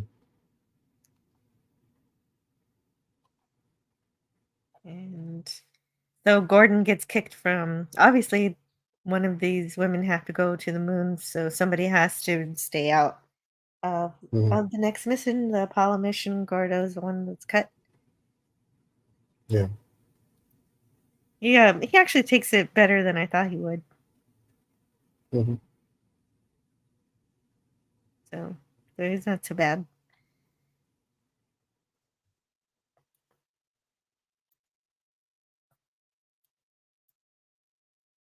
But his wife is, I guess maybe he takes it so well because the Is Karen still so opposed to it?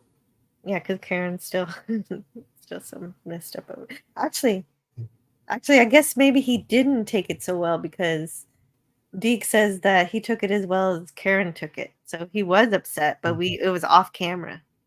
By the time we see him later, he's gotten over it, I guess. So I suppose I'm incorrect there. He was upset. We just didn't see it. Yeah, that makes sense.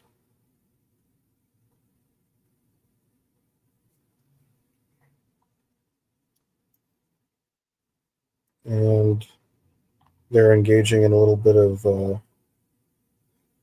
we call it light sexism, because they're still like, no, you don't have to do anything. We'll handle all of it. Yeah, she's like, just nah. just do what I say, and Yeah. you'll be all right. Mm-hmm. And she's like, nah, not gonna happen. Yeah, she tells her husband later, they don't know me very well. Yeah.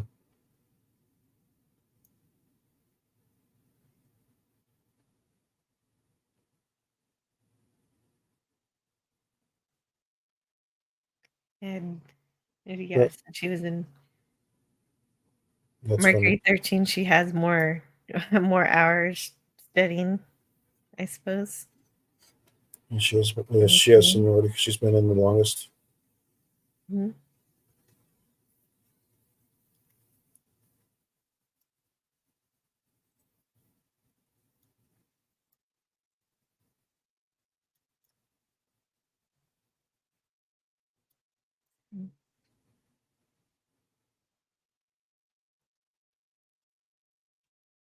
And now the tables have turned, I guess, in a way. Mm-hmm. Tracy's going. She's going to do some stuff. I don't know what's she going to do. I forget exactly. She's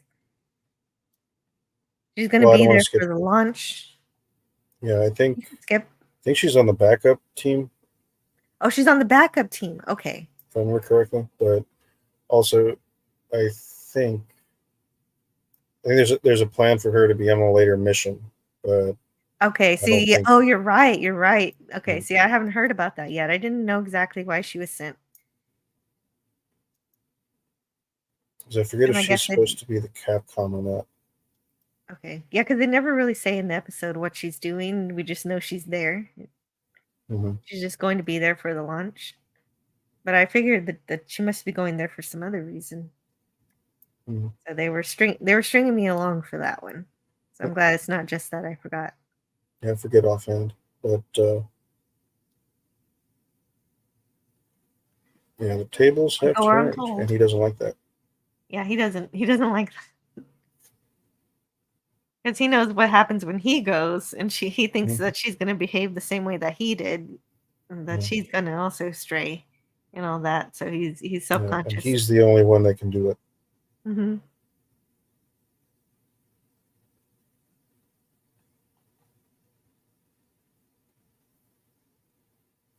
Exactly. I wonder if she ever prepares any other drink besides all this bourbon. So,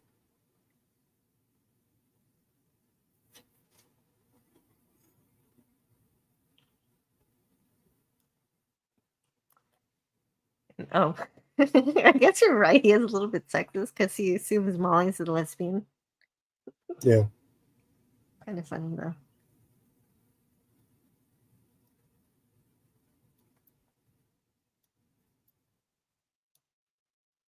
No, she's got a husband and full life.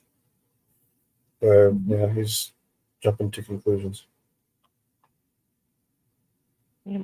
Oh, that's what I meant by she doesn't just smoke normal cigarettes. They're smoking Yeah, some smoking weed. cannabis there.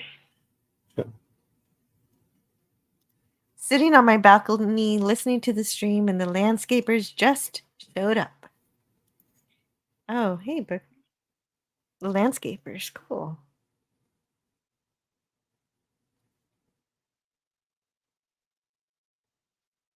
And so she's getting herself ready. Well, actually, she's not getting herself ready. She's just being herself. She's just doing what she's always been doing. She thinks she Just has it relax and in chill. hand.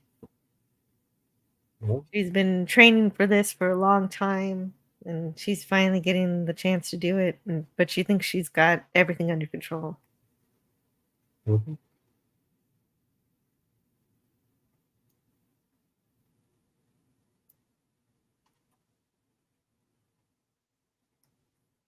I didn't remember if that was intercut between the two scenes, but it's interesting. Mm. And Ed doesn't trust her at this point. He thinks he's gonna have to hold her hand and do everything for her. Of And course he even would. kind of, yeah, well, I think that's just, he's been flying with Gordo this whole time, so he's used to that pilot, working with that pilot. And so it's also a matter of, not being comfortable with the new pilot. But I guess the other guy was a new guy too, and she didn't seem as worried about him. No, it's just I guess there's that expectation that a woman in a place that they're not normally you know And in, that they'll make a mistake, and they do have reason to, I guess, suspect it because of what happened to Patty. But it's like, really?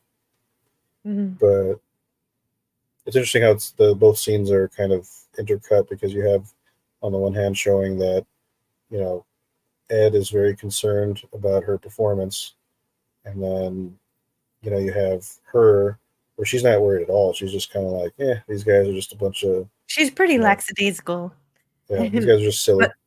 But also Ellen has to pretend that she's not gay because Yeah, yeah, she's already been lying about it, and if she's caught lying, and like, it's not even about her sexuality. If she's caught lying, then the program directors will think that she's gonna lie about something else too.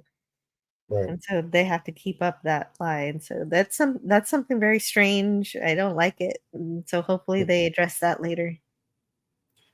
Yeah, it's interesting how they attack that. But Mhm. the interesting thing about this specific screen grab is what she does to the mission patch. Yes, yeah, she changes the little eagles, one of them, to a raven. Hmm. And then And originally said, "Man's flight through life is sustained by the power of his knowledge," and then she changes it to "our." yeah, although I actually don't have a problem with saying man, because I know it means mankind, and that it still means everyone, it still means all of humanity.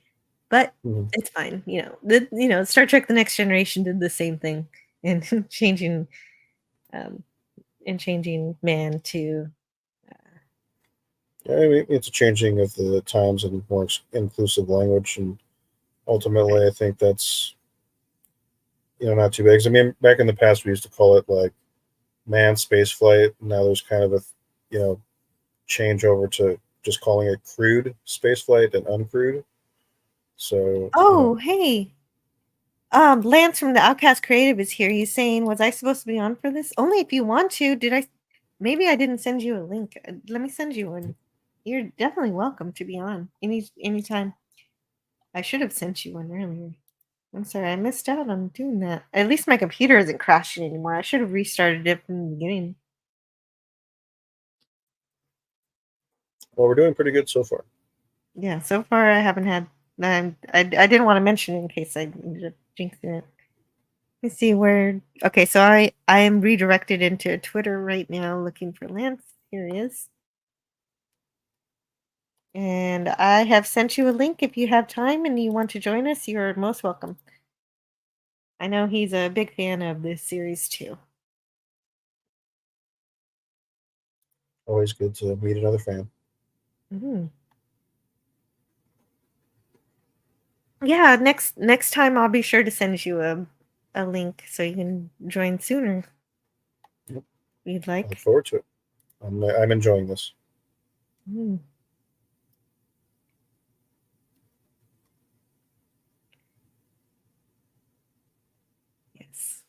And so that's how she changes it. And they do their little, you know, they force her. You know, can you give us a smile? Maybe don't Yeah. smile. Yeah, They're it's so great. mean.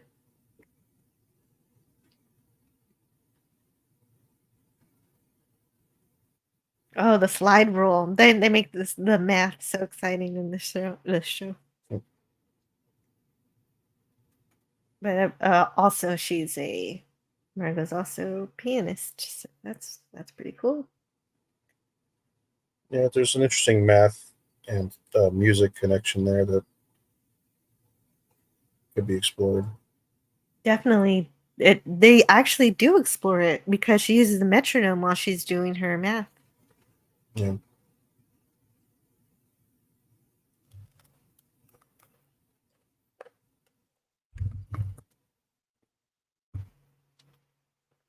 Mm-hmm.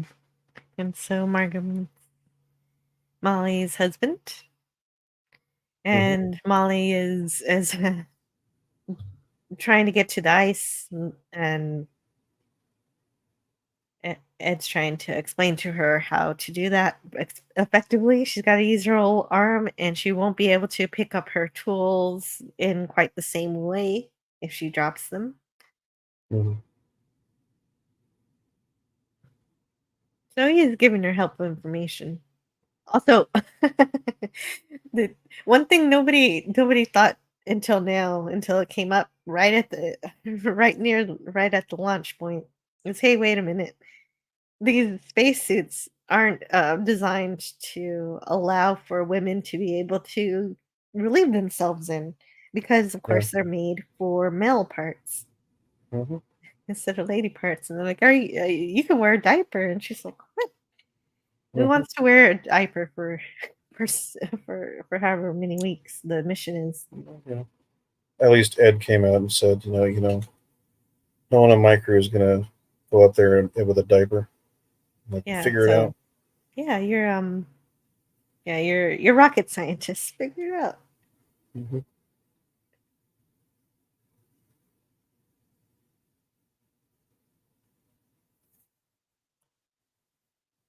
It's gonna happen quick. Into the final trim, 30 seconds late. Okay, so she's goofing around. Molly's goofing around. She messes up pretty bad here. She clicks the wrong thing.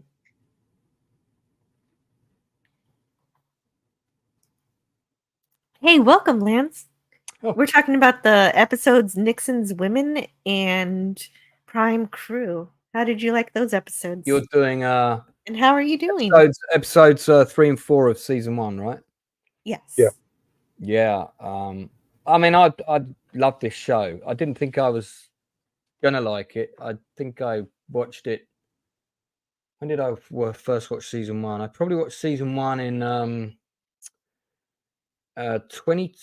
It was one of those shows I started watching in lockdown. So probably towards the end of 2020. So all of season 1 was out. And I didn't binge it. I sort of watched an episode, then another one, then another one. I didn't binge it until after I saw episode 6. When you've watched episode 6, you'll see why. Okay. Well, not going to spoil it. Remember, I'm going to get there next week. I'm getting there next week. I lost. Oh, I'm so sorry. I accidentally kicked. I don't know how that. I did say I'm not going to spoil it. No, I'm going to spoil it.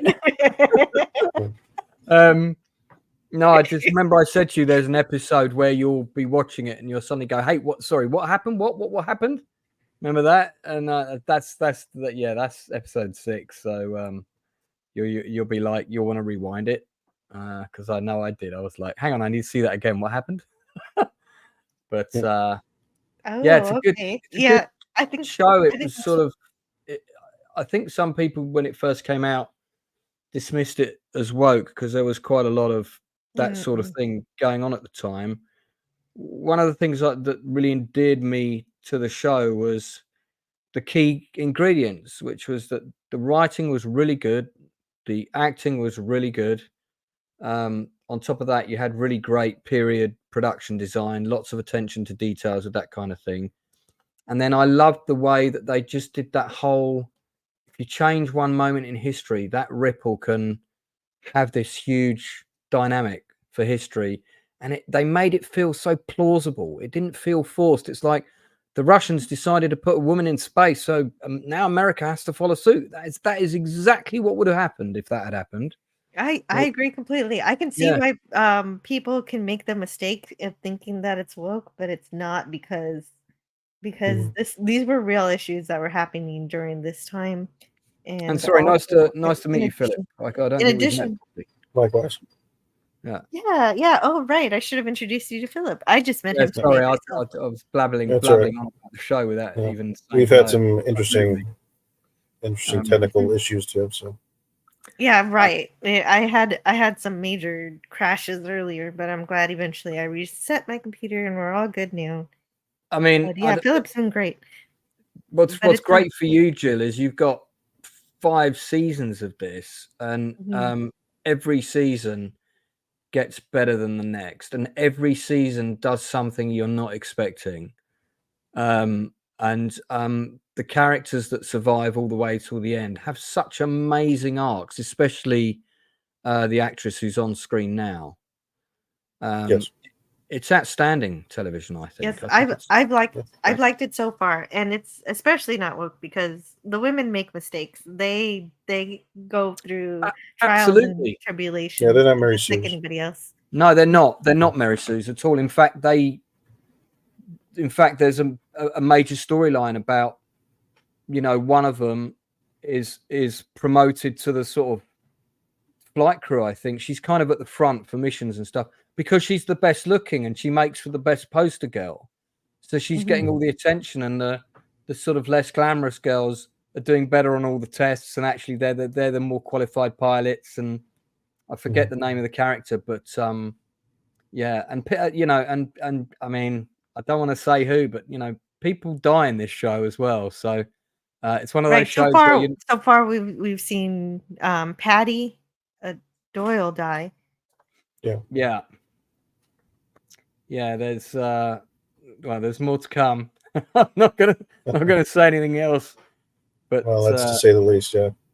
Yeah, to say the least. There's more to come. But yeah, I think Nixon's Women is probably my favorite of the 2 because I like the whole. Suddenly, there's this. They've got to have the candidates. There's the selection process. All that story.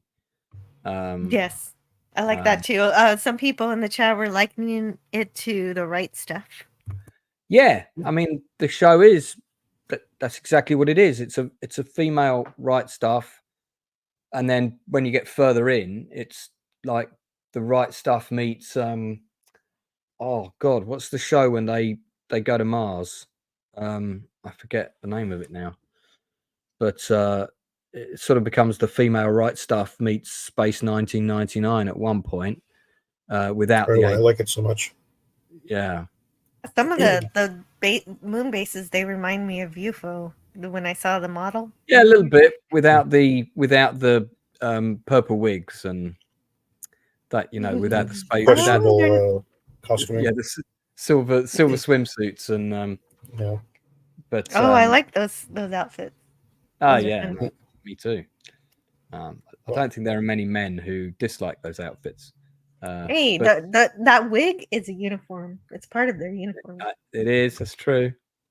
This actress is fantastic. She is very good. I mean, I don't think any of the leads in this, from memory, it's a while since I've seen season 1. I don't recall me sitting there going, because I am always, I'm an acting coach, so I'm always looking at the performances, and I can't recall going, "Oh, I think that person was miscast." Lots of, I mean, one of the strongest actresses in this show is the girl who plays Danielle Paul. Yeah. And I follow her on Insta. I'm trying to get her to come on my channel, actually. And I follow she's there too. Chris Marshall. Yeah. She's not done too much yet. She's Uh, introduced herself as give her having been time. a computer, Give her and of time. course, like from Hidden Figures, and Yeah.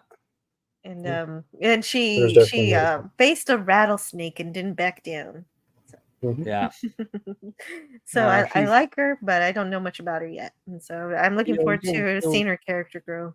she's not as interesting as some of the others, but that's a credit to the actress in that she's kind of playing the straight man in a way. You know, she hasn't got like the complex gay storyline or political sort of compass that gets bent, which is another character. Yeah, that one's Tracy. Yeah. Yeah, and Molly just got Molly. chewed out by Margot. You're goofing around, and you're not just a pilot, you're an astronaut. Yeah, exactly. Yeah. And so she's taking it more seriously. Yeah, Ren Schmidt, or Melinda Ren Schmidt, to use her full name. I wasn't kind of really aware of her as an actress until this show, and then it wasn't until this show I realized I'd actually seen her in loads of things, but she was so different in those roles that I didn't recognize her from this portrayal in the other part she'd done, which is to her credit. So yeah, she's a phenomenally gifted actress with an incredible range. She's in 13 Hours, The Secret Soldiers of Benghazi, which is possibly the only good Michael Bay film of recent years. I haven't seen that one yet. Yeah, it's good. Yeah, I'd recommend it. Good, tense, true story action film. Kind of got a Black Hawk Down kind of vibe. A good Michael Bay movie. You gotta check that out. It's very restrained for Michael Bay. The action's very realistic. It's got the obligatory kind of slow motion men looking up into the sun sort of shots, but I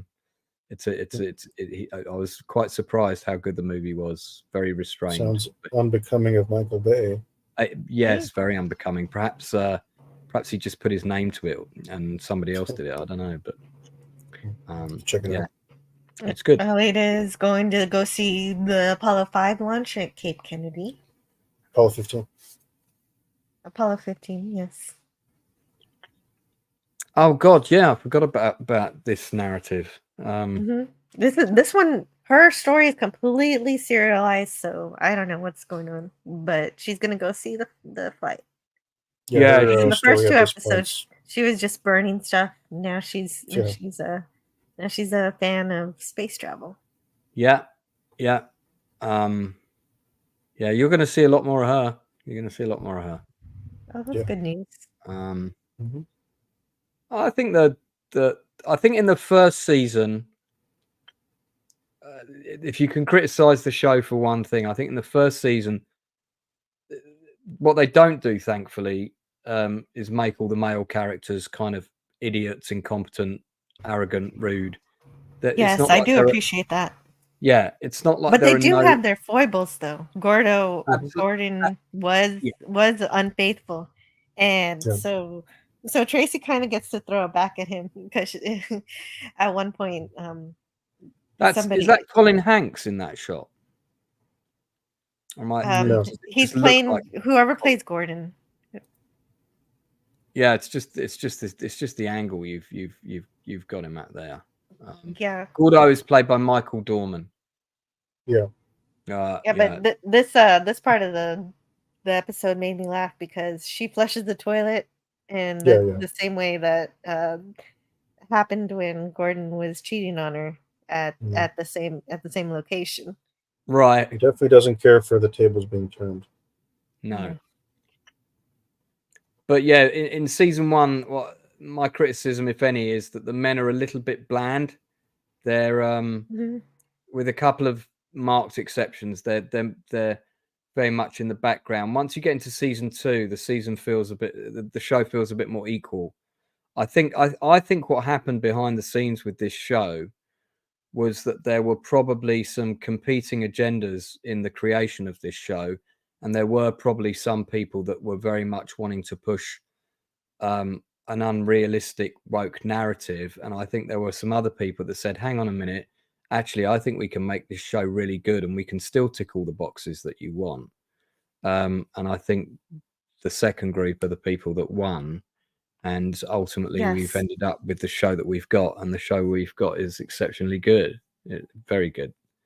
I mean, the latest season 5, which I finished watching about a month ago, is just jaw-droppingly good.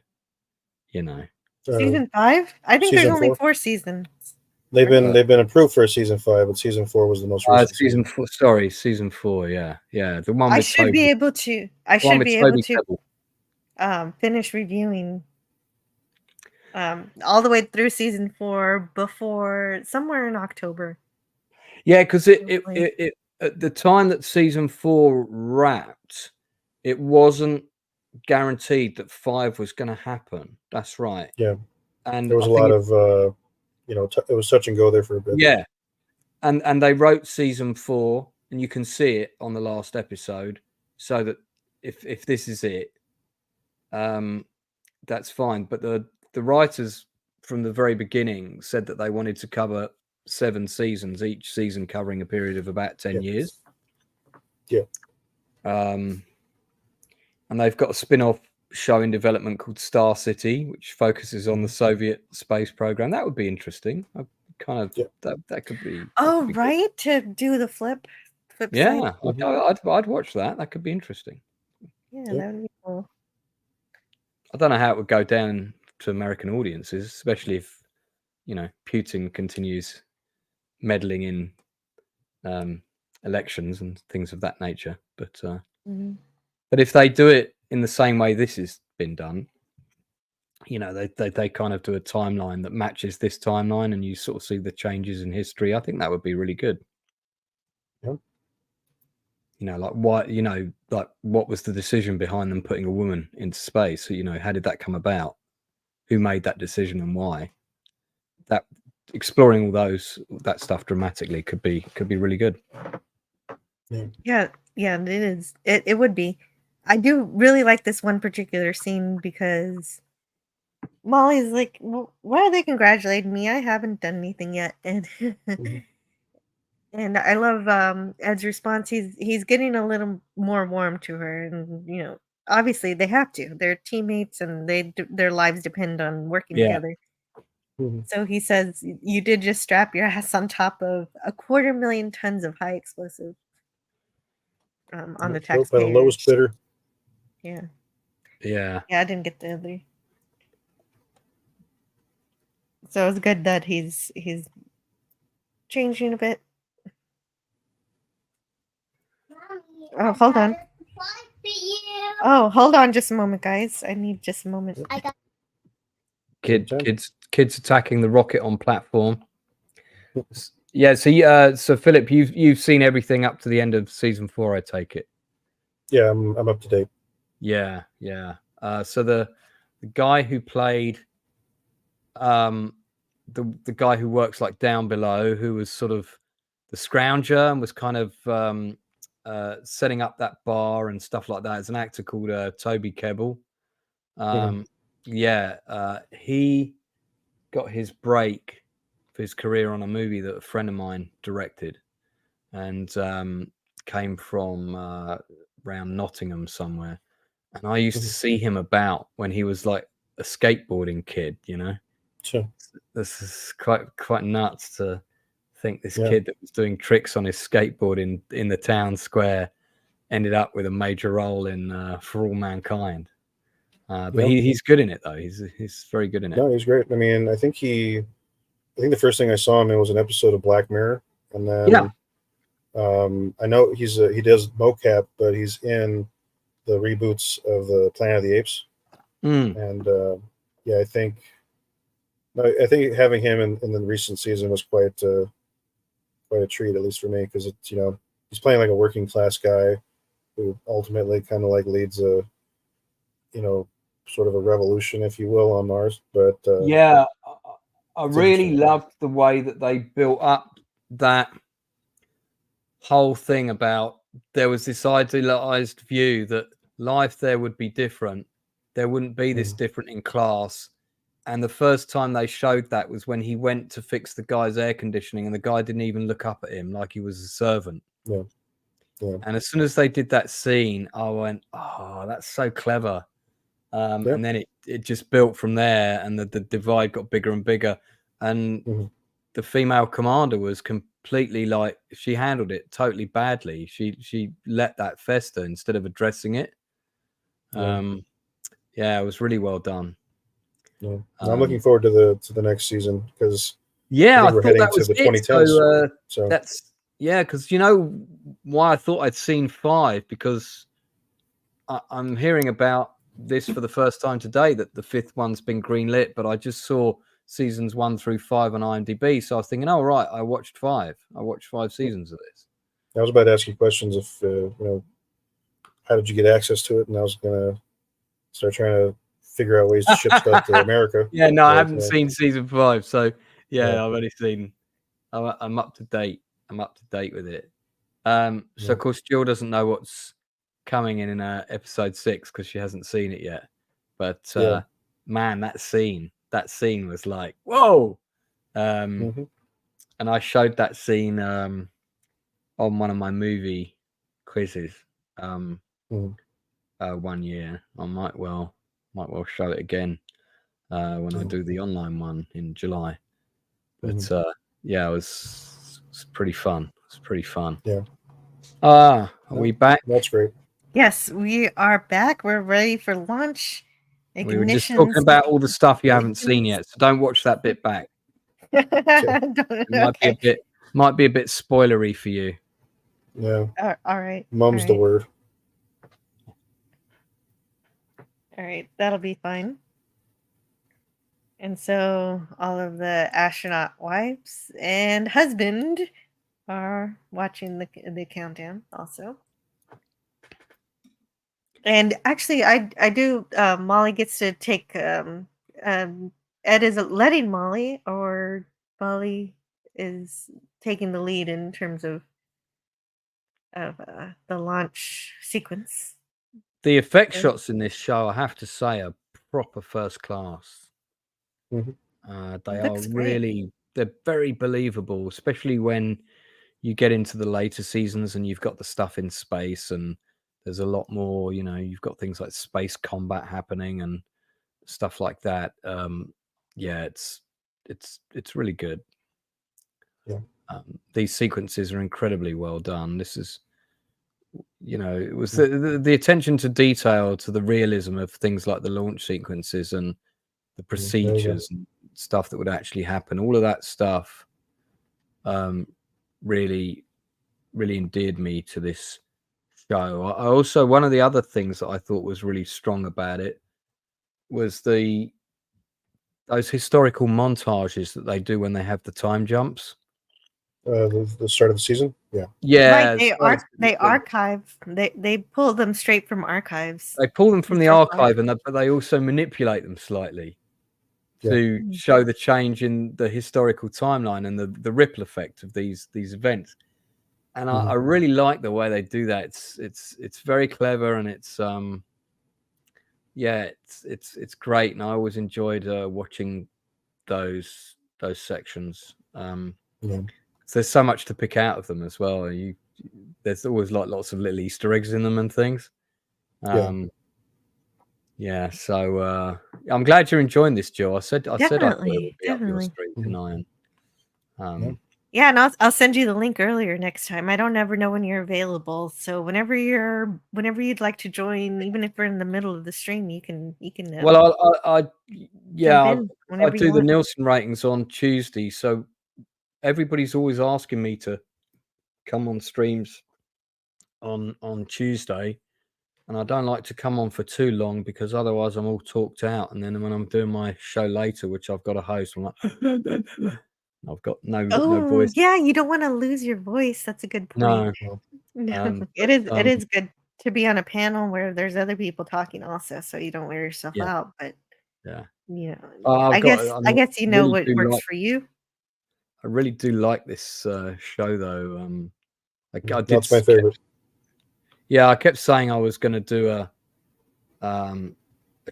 Chew the Fat special on the show, but because I've already committed to doing 2 shows, 2 episodes each per broadcast, which is The Shield and Spartacus, this year. I don't want to do another one. So I think if I discuss this show, it'll be per season. I'll do a special on season 1. I'll do a special on season 2, and so yeah, so it'll be a bit different. Well, yeah, whatever you decide will be great. Yeah, who's your favorite character then, Jill? So far in the show. So far, I don't know. I don't really have a favorite yet. You don't? They really showcased Tracy quite a bit, but I don't know if I like her all that much. She's cool. She's pretty good. I like that she helped Ellen when she was hurt. And I don't know. Yeah, I want to see more. I don't know. I don't have a favorite yet. Don't read how many episodes people are in if you want to know whether they make it to later seasons or not. Don't read their IMDb, because that's a bit of a giveaway in terms of how long she lasts. Yeah. Hey. But it's interesting that I think it's Karen Baldwin, isn't it, who's the one that's got like the model good looks and is on all the posters, and isn't that the name? No, it's Tracy Stevens. Is it Tracy Stevens? Oh, what am I thinking? It's Karen Baldwin, who's played by Karen Baldwin's Ed's wife. That's right. Yeah, that's right. She's the wife. Is she the one that opens the bar? Yeah. Yeah, that's right. Yeah, so I haven't watched season 1 in quite a while. Because she was a model in real life. Chantel Van Santon.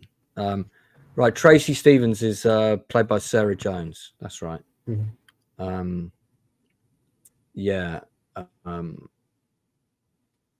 Okay, and she was also in a Fox drama called Alcatraz, which I've not seen. Is that any good? I think that's where I first saw her in, but I didn't watch much past, I think, the first 2 episodes. I didn't finish it.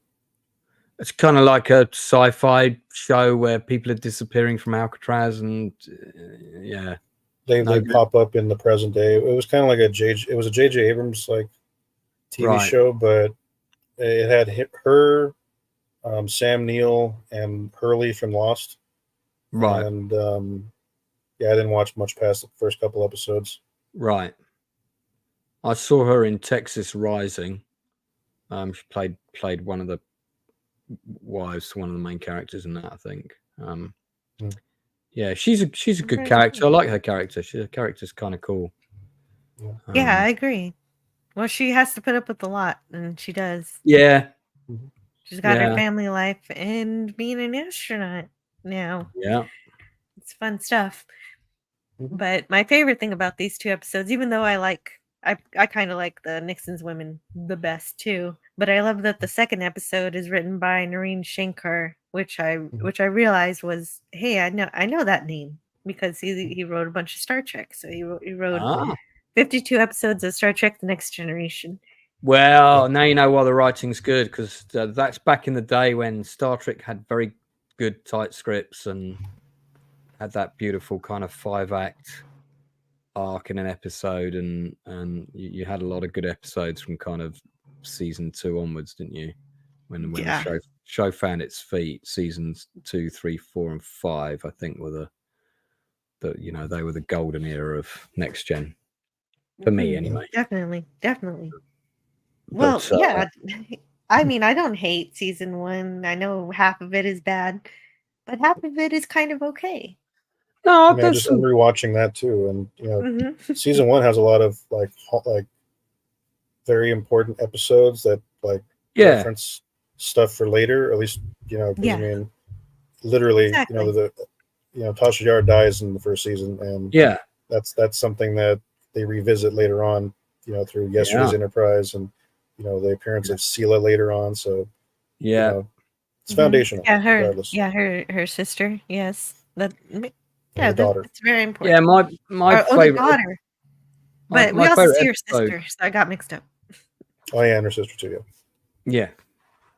My favorite episode of season 1 was always the neutral zone, because it's the first time I always wanted the Romulans to come back, because they were always my favorite aliens in the original Trek, and I Balance of Terror was one of my favorite Trek. I just watched that one last night. Yeah, I mean, it's basically like that submarine movie. You know, it's with the Enemy Below. It's basically like a episode of Enemy Below, and so I was like, it'd be great, the Romulans, and then the Romulans come back in the neutral zone, and they've got like one of the coolest ships ever. The new Romulan Warbird with the kind of the big beak at the front, and just love that model. Yeah. So that was that. I like that episode because Sunny is a lot of fun. Yeah, the three people they find in the time capsules. Yeah. And isn't Sunny the guitar player or something? I think that's his guitar. That's what it says on it. But I think his name's LQ Clemens or something. Right. But the Wall Street guy, the businessman, like, I've always been curious about where he went after that, and I'm like, he had to have gone to the Ferengi Alliance and made something with that.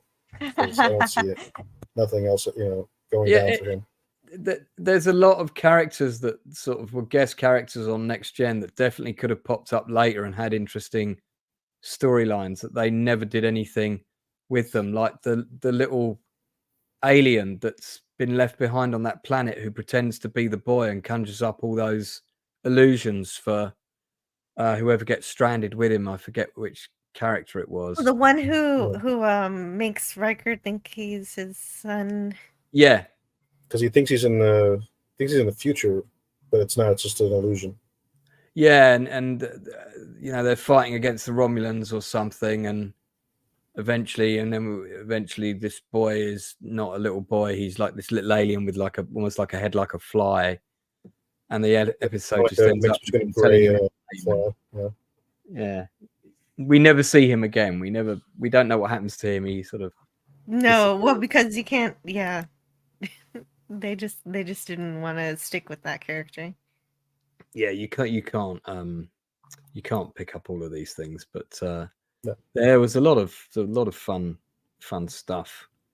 Good morning to Canadian Spider-Man, who said good morning to me in the chat. Sorry, I missed that. Oh, hey. Yeah. Also in the chat, I want to say hello to Sentai Ranger Johnny. He says, "Hello, anti-derivative Jill and all. Hope everyone is well on this day after Canada Day." Yeah, it's the day after Canada Day. Canada Day. Didn't South Park cover an episode about that or something? Probably. Did they? I remember. They do love Canada and their comedy. They do indeed. Yeah. So. I guess that's are we at the end? Well, the episode is over, but I'm just saying. I just want to say hello to Penny. Ben Lurking just put the grandson down for a nap, and I'm glad you've been around, Penny. How are you doing? Riker's adoptive son, never mentioned again. That's the one. Yeah. It's called Future Imperfect. That's what I thought it was. Okay. Yeah, I did like that episode. That was. It's not bad. It's good. That would definitely be in my like top 30 Next Gen eps. I think that would make my top 30. Yeah, quite. But God, favorite Next Generation episode is quite a hard call. I do really like. Isn't it called The Inner Light? The one where Patrick Stewart lives that whole other lifetime. Because that's the way of that now defunct alien race passing the testimony of so that their race is not forgotten. That's a brilliant piece of writing. And yes, I love The Inner Light. Yeah, Stewart's performance in that is amazing. That would be my top. That's why it upsets me when people say, "Oh, he was never a father." He was totally a father for 20 minutes. But he felt like it was a whole lot longer than 20 minutes. I mean, his perception that's the whole thing, though, because I mean, the Next Gen movies. I think there's 2 Picards in the entire franchise, because I think there's TV show Picard, and then there's movie Picard. And movie Picard kind of forgets everything about who he was, when he was Mhm. TV Picard, because in First Contact he's like a bloodthirsty like madman. It's like that's not Picard. He would never do that. Is the yeah, they And kind of make him like Khan or something. they He's make him into some kind of. I mean, I know what they're trying to do with like the Captain Ahab connection, but yes. I don't know. It doesn't make sense to me. I always felt like Cisco would be more of a. That would be more the connection between him because of he has a justification for revenge. I mean, his wife was killed, Mm. but it doesn't Oh, make any sense for that would have been Picard. great. I would have loved a Deep So Space Nine movie. That would have Yeah, made a lot more sense. I think they missed an opportunity there. A Dominion War sort of episode would have Plus, been. they'd already have Worf. They wouldn't have to finagle him into the movie. No. Yeah. Yeah. I mean, for me, it's just like thematically, you're going to explore this idea of revenge, and explore the Borg. There's no one who wants revenge more, I would imagine, than Cisco, because they literally took his wife from him, and they just made him a leave that on single the table. dad. I love the Yeah, way that we've too. naturally segued into Star Trek on your channel, Jill. Well, Oh, that can naturally happen on my show. well, it Yeah, has to right. happen. Well, but I love For All Mankind because it's making me interested in the real history of NASA, and so I want to learn Mhm. more things about it, and I'm hoping I do over the course of reviewing the show. Nope, I think you will. It's funny, isn't it, how they're already planning manned missions to Mars, even though we don't have a base on the moon. Oh, we were talking about this earlier. Yeah, because I was mentioning earlier that I went to the National Space Society's ISTC conference, and there they were kind of all like, every little panel that was like there was like, I'm for the moon first, I'm for Mars first. Let's go both at the same time. And I'm like, okay, how about we actually plan something? What's your thought on that? I'm a moon first guy. Moon first guy. I love that. I'm a moon first guy. I grew up with Space 1999, so that's my bias. Yeah, I've got an eagle up there. I don't know if you can see that. Hang on, let me tilt my screen up a bit. There you go. See the eagle in the right hand corner. Yeah. That's one of two. Yeah, I think my dad has way too many of those, but I need to get one from him.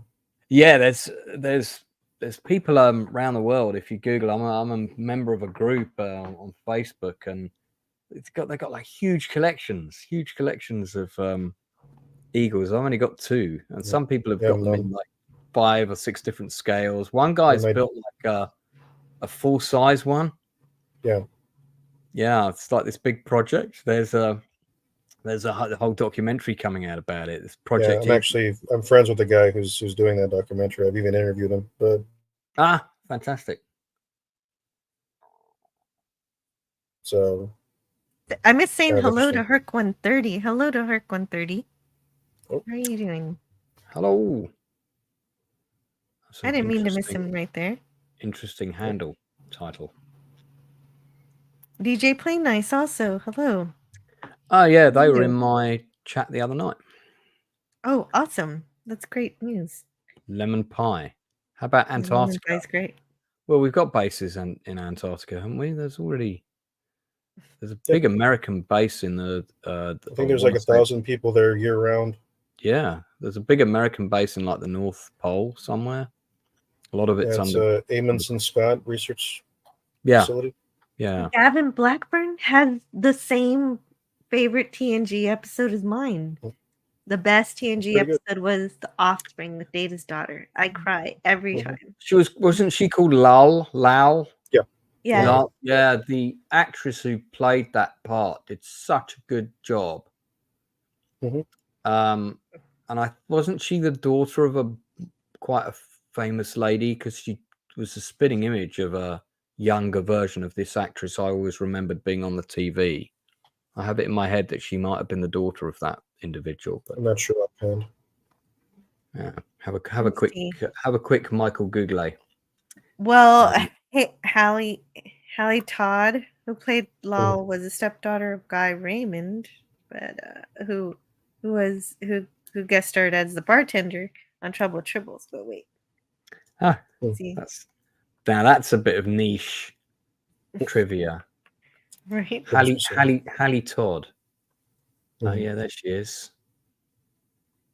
Oh, she Yeah. looks more like the actress I was thinking of with her data makeup on than she does without Without. it. So that's why I'm thinking, oh, she must be related to that lady. But She's daughter of actress Anne Morgan Gilbert. so she is the daughter of an actress. Yeah, she is. Ah. Let me Donnie says, I'll give For All Mankind a try at some point. I only follow my favorites, including Super Sentai and Power Rangers. It is worth checking. Just I would say commit to episode 6 of season 1. Get to the end of episode 6, and if you're not hooked by then, you probably won't be. But I think you'll be hooked by then. Yeah. So definitely. I think it's okay. I'm saying definitely, even though I haven't seen episodes 5 and 6, but that's going to be next week. So let me get the names of those episodes. yeah, Next week. you're gonna have a lot to say when you like the code? you're gonna have a lot to say when you've seen those 2 episodes, as are the tiny people from the tiny people enjoy the things that I watch. Excellent. Mostly because they want to watch them with me. And yeah, she doesn't really stay very long for All Mankind, though. This is a pretty good family show, actually, although some kids probably won't find it that engaging. But I don't think there's much she doesn't. content in it that would stop me from. I think taking them to like a museum of space or air and space would be probably some way to kind of make it like real for the kids, and then kind of tie the 2 together. But definitely. Well, I want to go to a museum, so that'd be a good. Yeah, I mean, over here in LA, we got all kinds of stuff. Yeah, I do. To the list here. I never got to NASA. Sadly, that was the one place I didn't visit in Florida. Even though I was there, I did see the shuttle launch because I was in Florida when the shuttle launched. The second one that got destroyed on re-entry. I was in Florida when it launched, and I remember we could see it from the hotel. We could see it. Columbia. Yeah, Columbia. Yeah. I wasn't still in the States when it came back. But so I have seen a shuttle launch, but not from like the edge of NASA where it probably looks a lot cooler. You know, it was quite far away. Well, I'm glad you got the opportunity. I wish I could have had that, but I mean, I really want to see this. I wish I could have got a chance to see a Saturn V launch. That would have been something. Yeah. But yeah. Yeah. Oh, well. Well, Jill, I'd better dash off. And but before we go, can you tell me what you're up to today and for the rest of the week? I've got the Nielsen ratings on tonight at 10 p.m. So that's 1 hour and a half from now, which is why I've got to dash off because I've got to eat my dinner before I do that. I've got to go too. I was just pulling up the episodes for next week so I could talk about them a bit and say goodbye to the chat. So this is good timing. I'm doing House of Dragon every Monday, doing a pretty in-depth review and breakdown of every episode. Absolutely love the show. Fantastic writing, excellent acting. We're all scoring it either 9 or 10 out of 10 every week at the moment. And I mean, you know, I'm quite critical about this kind of stuff. We're doing a review of the Acolyte. We're doing a review of the Acolyte every Wednesday. Yeah, because Game of Thrones didn't end on a very high note, so it's good to hear that a spinoff is doing better. The spin-off is really, I mean, it's very strong writing. It's very Shakespearean. I just love that there's delicious dialogue every week. We're doing Band of Brothers. We're on the last 2 episodes. We're doing that every Sunday at 8 o'clock. And I think the next 2 weeks, we're going to have some of the cast from Band of Brothers on. We've got somebody who worked on the show on every episode. And when Band of Brothers finishes, we're going to be doing Spartacus on Sundays at 8 o'clock, 2 episodes per week. We're just going to do season 1, just Andy Whitfield's season. And then I think after that, then it will be the Shield. I'll be doing 2 episodes of the Shield every Sunday, probably for the rest of the year, because that's a lot of episodes to cover. That might go well into next year, actually. But I plan on doing the whole show because I think it's brilliant. So, and Nielsen ratings tonight at 10 o'clock. Yeah, so that's it. Well, that's good. You talk about the stuff that you like. And so check out the Outcast Creative. I have the link, and I'll be putting that in the chat in a moment. And I'll let you head off to the next thing that you've got going for today. Thank you for stopping by. I'm heading off to the kitchen primarily to go and eat some, cook something. But then, Philip, lovely to meet you. And if I am free for any other of these, I'll always pop on if I can, because I do love this show. And absolutely, never obligated, always welcome. Oh, well, happy to have you. Very kind, and the invite extends to both of you as well. I know the time difference might make that a bit wonky, but you're always welcome. So just give me a shout. I'm easy to get a hold of. Yeah, all right, I'll reach out soon. Sure, please do. Take care, guys. Bye. Yeah, bye. Thank you so much, Lance, for showing up today and talking about this series. He's really fantastic. And I'm just looking for his link right now. Now go ahead and subscribe. And, well, yeah, definitely subscribe. He's got some really fantastic stuff. He's a good friend. Yeah, seems great.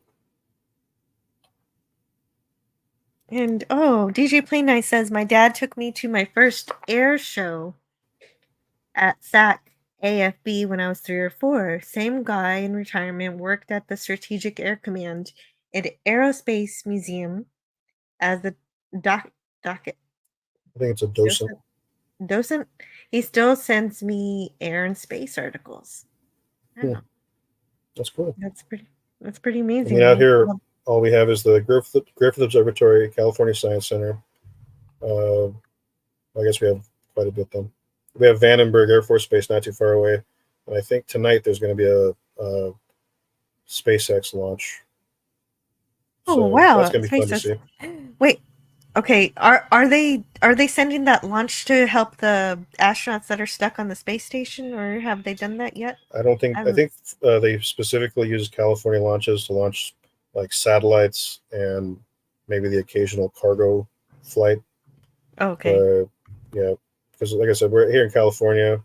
We're in a trajectory where you can only launch into the polar orbit, but in Florida you can launch basically into any orbit, I think. But okay. they use the crewed launches for that. Actually, one of the things I thought is cool, at least it's implied in For All Mankind, and you'll see as it goes, is that Vandenberg does eventually get used for crewed launches, and that would be so dope. But yeah, we don't have those right now.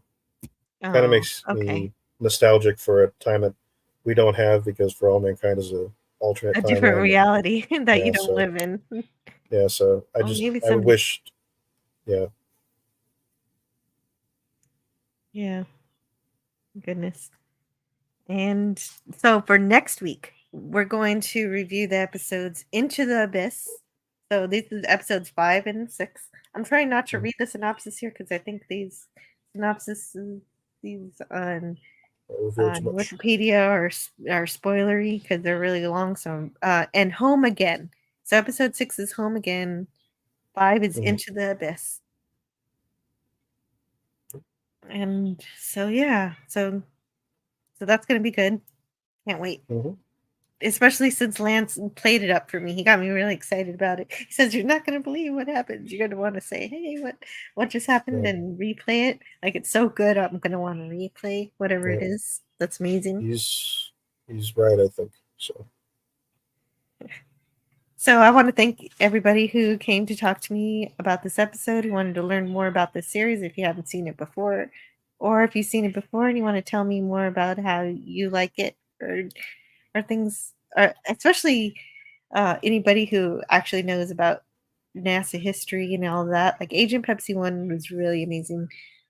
And I know Herc 130 is actually a pilot. Lance, are you the director of Paratrooper? I don't know. I think he's made a movie, but I don't think it was Paratrooper. But he knows ton of stuff about production and filming and all of that stuff. So he's pretty amazing to listen to and to talk to. And I'm grateful anytime he wants to talk to me. And you too, Philip. Thanks for joining. You seem to be a fan of NASA and all of that stuff, and so thank you for bringing your knowledge on that today. Well, of course. No, I'm a fan of science fiction, space, and space history, so I'm happy to join. Sure. And so you're welcome to join next week when we review the next 2 episodes, Into the Abyss and Home Again. Same time, same place. Same time, same channel. And so I'll leave you guys with a couple of just my closing videos, and I'll talk to you next time. Bye, everybody. Learn all that is learnable. And the ways our differences combine to create meaning and beauty. It has always been easier to destroy than to create.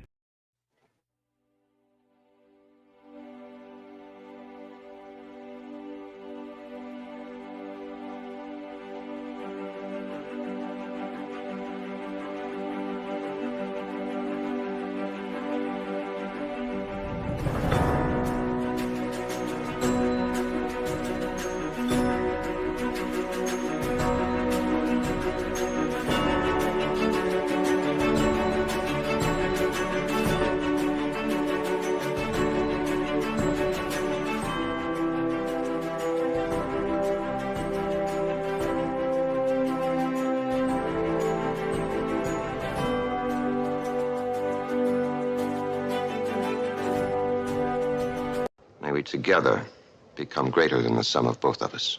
Well, now you have something new to think about. Carry on. All right, move along. Done. Stop it. Get off of the things. Go outside. Get some food. It's like, it's a time of day where you live. Go do something. Shut up, Snoopy. I don't care. You smoke too much. Let's go. Let's go adventure. Let's go explore. See you around the galaxy.